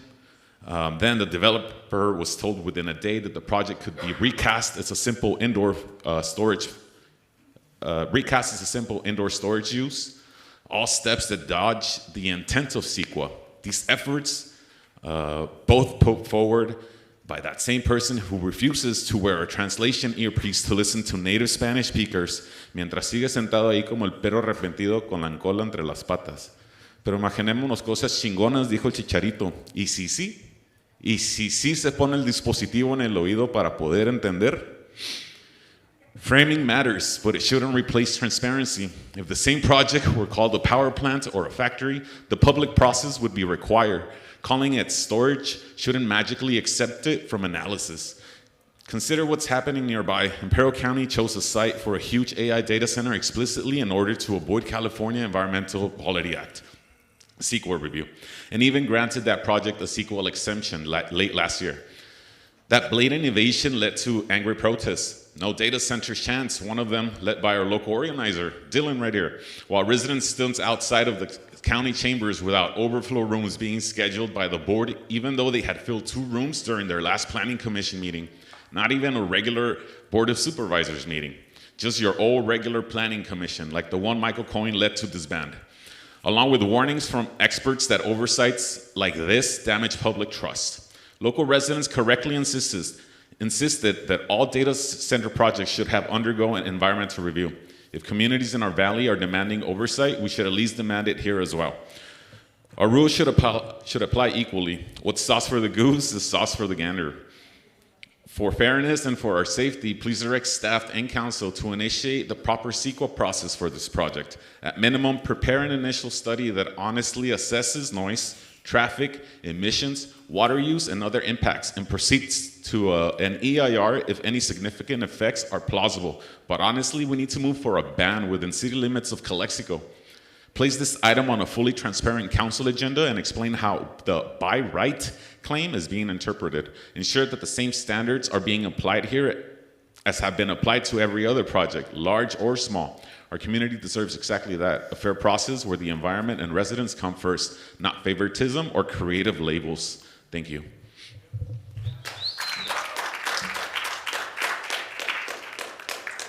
Dylan Castillo.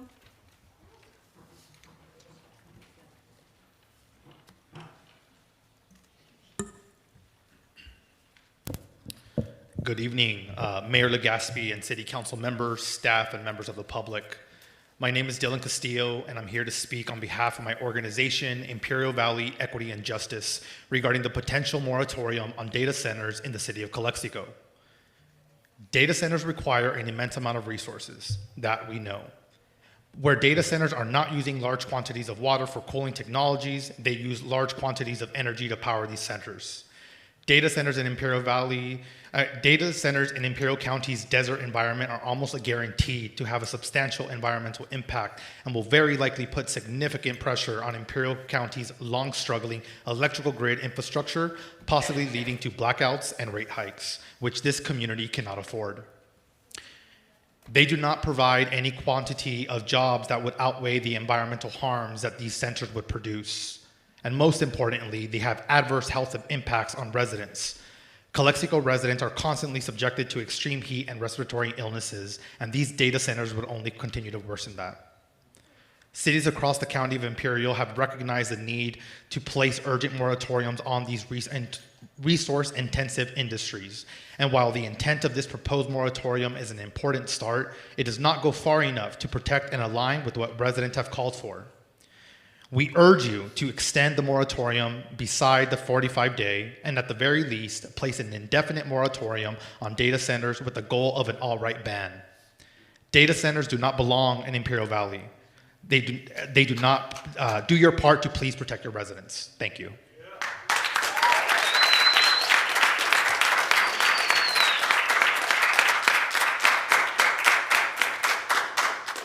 Ismael Arvizu.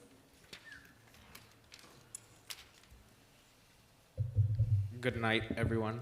I want to let you guys know of a term that I think I've said it here before.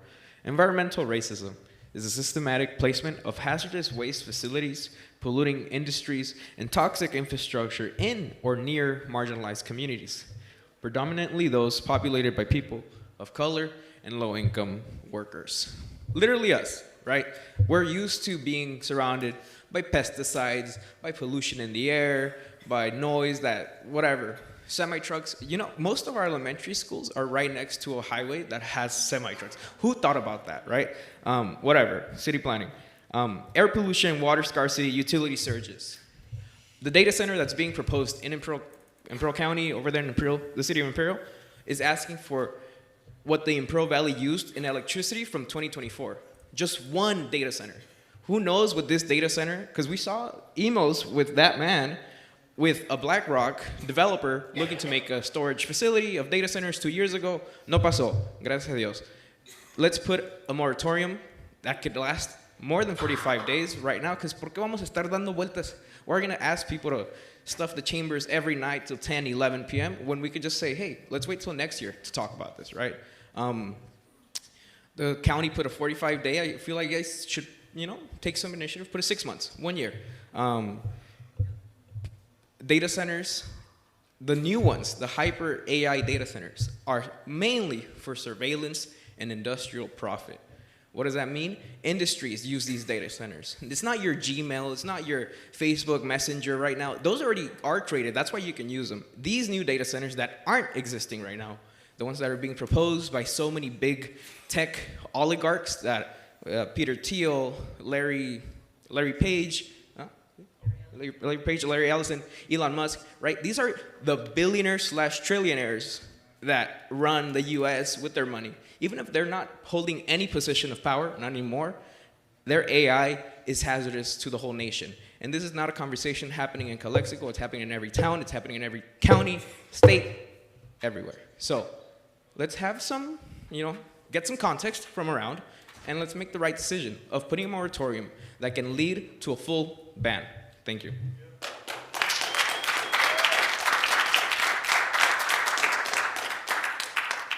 Fabiola Moreno.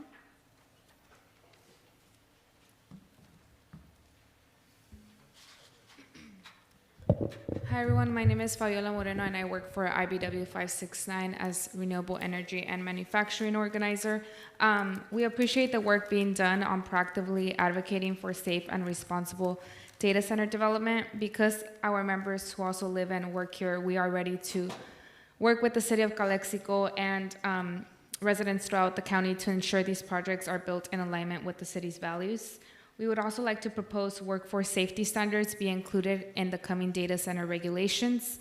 Including these workforce safety standards will ensure safe and sustainable projects and ensure local hire in these projects.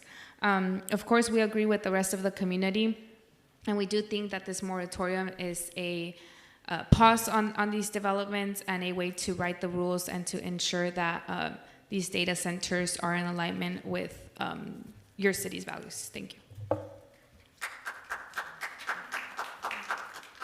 Gilberto Manzanares.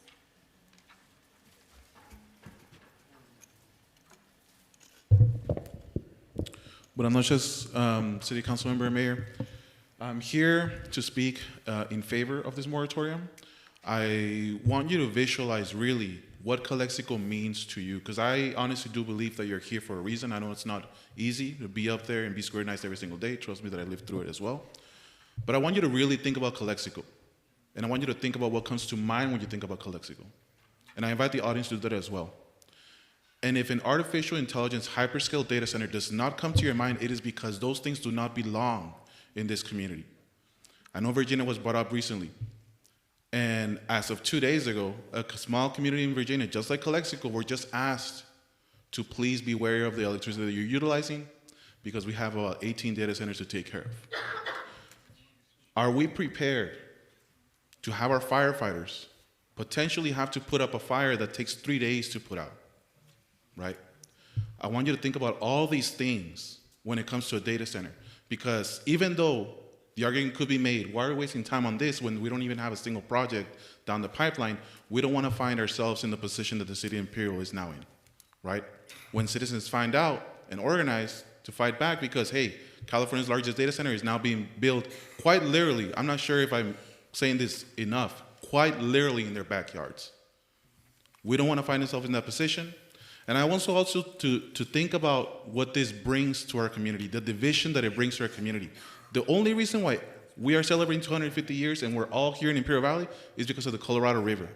So imagine what it feels like to now say this data center coming to Imperial Valley is because we care about you, because we're bringing jobs, because we're bringing economic development for you. And then, by the way, we're also suing you for the very water that is giving you all life here today. They're not here to help us. Please acknowledge that and move forward with a moratorium, and why not use that time to develop the language for a ban. Thank you.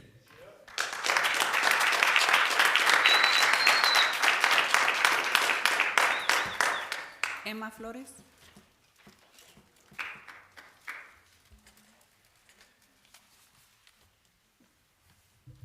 Hello, everyone. We just spent a lot of time discussing the previous items. It was all about safety. And voting for a moratorium is another way to protect the community. It's not just with police and fire. Those topics are of course important, but this is another way. Our health should be our highest priority. If people are not healthy, they cannot work. They cannot go to school. They cannot have their businesses. They cannot purchase things. They cannot, our fire, our police, they're all included in this. And if our health continues to be impacted, it's going to continue to impact everything. You also just mentioned we're very understaffed. I mean, I've heard every single meeting since you took office, and all I hear is we don't have enough money, we don't have enough money, we don't have the services that we need, we don't have the money for first responders, we don't have a hospital. So these industries are here to just continue to take away. They're not local people, they don't really care about us. They'll just continue to move on. They just sacrifice us, move on. And sure, we need more jobs, but I don't think this is the industry for that. We need probably more housing. I mean, I would love for you guys to focus on housing. We need it. People want to buy homes here. We want unions to have a job and, to build homes here. So I urge you to please protect our community. Vote yes on the moratorium. We need to ensure that we're ready for these industries. They have a lot of money, and we have enough drama and things that we're cleaning in our community. We cannot bring in people that we're not ready for. We need to protect our community. So please vote yes. Thank you.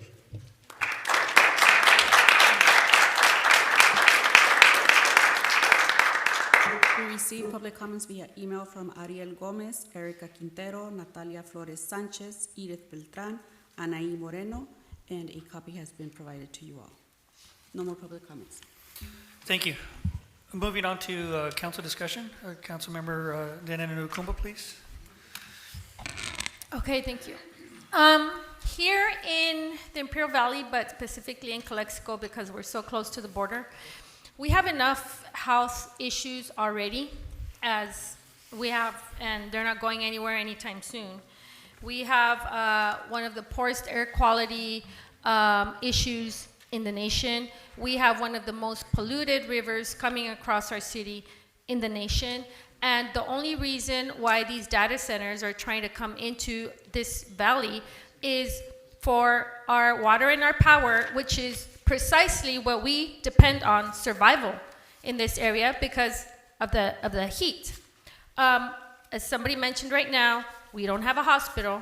And I mean, there's nothing, jobs, nothing more important than human life and health and safety. I would support an altogether ban, not just a moratorium. That's it.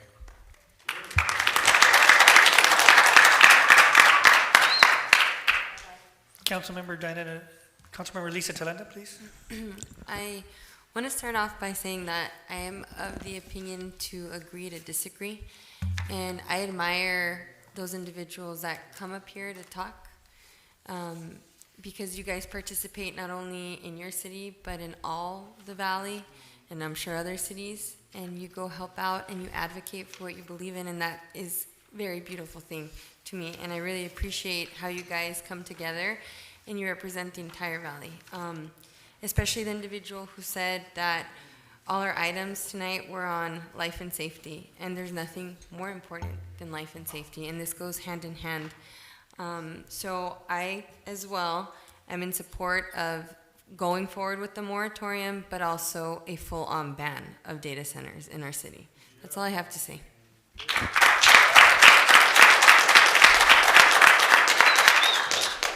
Councilmember Diana Marquez.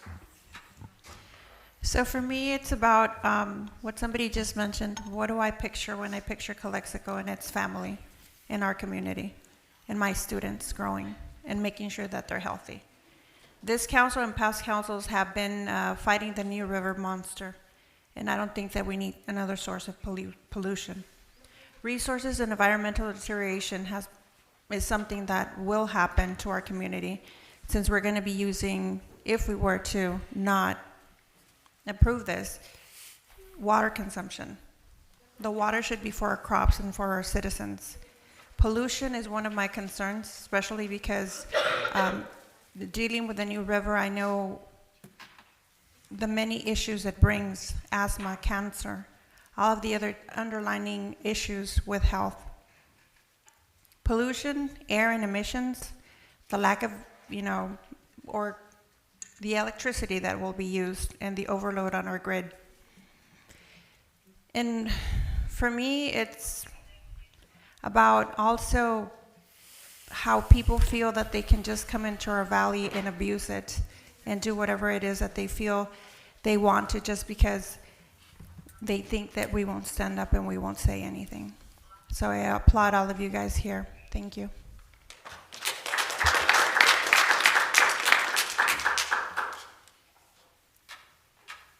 Councilmember, Mayor Pro Tem Blanchard Calderon, please. Thank you, Mayor. It's late. It's getting late. No. Well, data centers bring real, and I'm talking real, power, water, and safety questions. I support directing our staff to prepare an interim ordinance so that we can study this properly. And also, please remove the cannabis language that's in the report before we submit it. I support this memorandum, excuse me. It's late. I'm tired. Moratorium, not only for me, but for the future generations of Calexico. I think it's important that we study this and that we set the parameters so we don't allow these people to come into our community and take advantage of our resources. And that's all I have. Thank you, Mayor Pro Tem Calderon. Obviously, we do listen to everyone here. I mean, I have what's called chronic bronchitis, so I do have bronchitis. And I think as mentioned before, safety comes first. And I honestly believe that the safety of our people, of our citizens, our Calexicans, the Imperial County, the U.S., our nation, safety comes first. Yeah, I mean, I am in support of this moratorium, pronounced it correctly, correct? Yes. Okay, it is late. And a study on this. So I do concur with our people, our citizens, our county family members that had come in. So thank you. Thank you very much. Mayor, may I ask a question to staff? Okay, yes. Thanks. How quickly can this be brought back? Because I was under the impression that this was going to be the actual moratorium, but it's not. So how quickly could we get the urgency moratorium on? July 15th. Okay, the next council meeting? Yes. Just a note, if the council moves forward, it appears the council wants to move forward with the urgency ordinance on the 15th. The 45 days would fall into our dark agenda time in August. So just a little note, we might have to bring it back sooner than later, maybe via a special meeting if the council wishes to extend it. So just an FYI. I have another question. So through that moratorium, would we have to submit another agenda item for it to be a ban, or could we explore the ban through the moratorium process? I think we'd study the issue and the ban in the moratorium. Okay, thank you. Thank you. I'd like to clarify something. So currently in our municipal code, anything that's large-scale data center, which is anything, so under CEQA, you have to analyze anything over 10,000 square feet, potentially. And so that's usually the threshold practitioners use. Otherwise, you can find projects categorically exempt. So any data center, since we have what's called the permissive zoning code, and so currently data centers are not listed as a permitted use. So nowhere in the city are they currently allowed. So if someone came in with a similar proposal as the city of Imperial with a 1 million square foot data center, there's no way in our municipal code that we would interpret that as being a by right use. And so currently you can just give direction to staff, concurrence, that Based on our municipal code, data centers are just currently not allowed, and there is no need for a ban. Okay. Because it's a permissive code, it's not a listed use, and it's not allowed. Okay. And that's my interpretation. Can I- And as planning commission, you can reaffirm it. We'll discuss these items and bring it back. So I wanted to ask our city attorney, let me ask a question, Lisa. So this is just a question and a proposal. If we wanted this for Mitch, if we wanted to, because I know you could modify items on the agenda as long as it's related to the same subject. So I just think that this city has so many things to do that I don't even think we need to bring this issue back, and if it's allowed legally and if it's approved by the council, just ban it and move on to our next issue so that we can focus on the other issues that we currently have.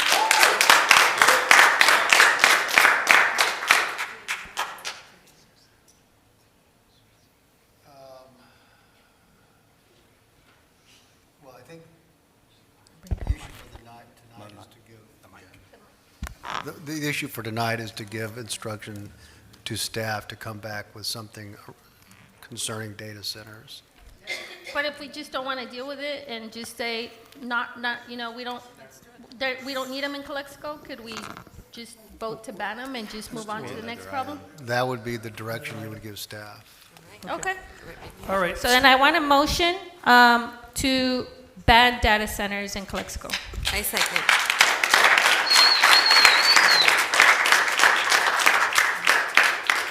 Can we do that? Yeah, he just said we can. Yeah, so the discussion for tonight was to dealing with a moratorium on data centers. And so what the staff is looking for is direction. What was proposed was a moratorium, well, a thorough, the issue could be thoroughly researched and perhaps amend your zoning ordinances with detailed means to address any potential applications for a data center. So we can And ban, so we can it- ban it- this on the 15th if we want. Yeah, so if the direction I'm listening to the city attorney. So Just if hold the on. direction is, to the staff, is to develop ordinances which amend the zoning ordinances to affect a ban, then that would be the direction of the council. And then at the next meeting, you could adopt whatever ordinances are necessary to enact that. Does that make sense? Okay. So the short answer is yes. Okay, that's what I wanted to hear. All right, so motion at table, we have to ban the data center, data center, made by Councilmember Daniel Ndukumbo, second by Councilmember Lisa Talenda. City Clerk, roll call, please. Mayor Gaspi, Yes, to ban it. Mayor Pro Tem Calderon, Yes. Councilmember Marquez, Well, just to be clear, this is to direct staff to develop the ordinances to ban data centers, right? On the 15th. Okay. So this is to make directions for this to be banned on the 15th? So we're looking, An ordinance to ban it. an ordinance to ban it to be brought back on the 15th. Yes. Okay. Do I have a second? No, we already, Yeah, it that was on the vote. motion and the second. So Yeah, we're voting. she was He taking roll just call. wanted you to clarify. Okay, Yeah. all right. That was the motion. So, okay, that was clarified. Go ahead. Mayor Legaspi, Yes. Mayor Pro Tem Calderon, Yes. Councilmember Marquez, Yes. Councilmember Thailenda, Yes. Councilmember Noricumbo, Yes. motion passes.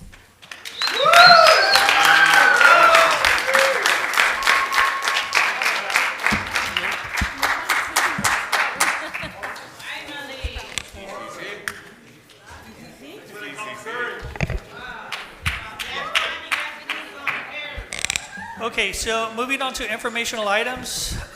Receive, file library, Board of Trustees minutes, regular meeting on May 4th, 2026. Council acknowledged and received. All right, do I have a motion to adjourn the meeting? Motion. Do I have a second? Second. Motion to adjourn the meeting was made by Mayor Pro Tem Calderon, second by Diana Nurucumbo. Madam Clerk, roll call, please. Mayor Legaspi. Yes. Mayor Pro Tem Calderon. Councilmember Marquez. Yes. Councilmember Marquez.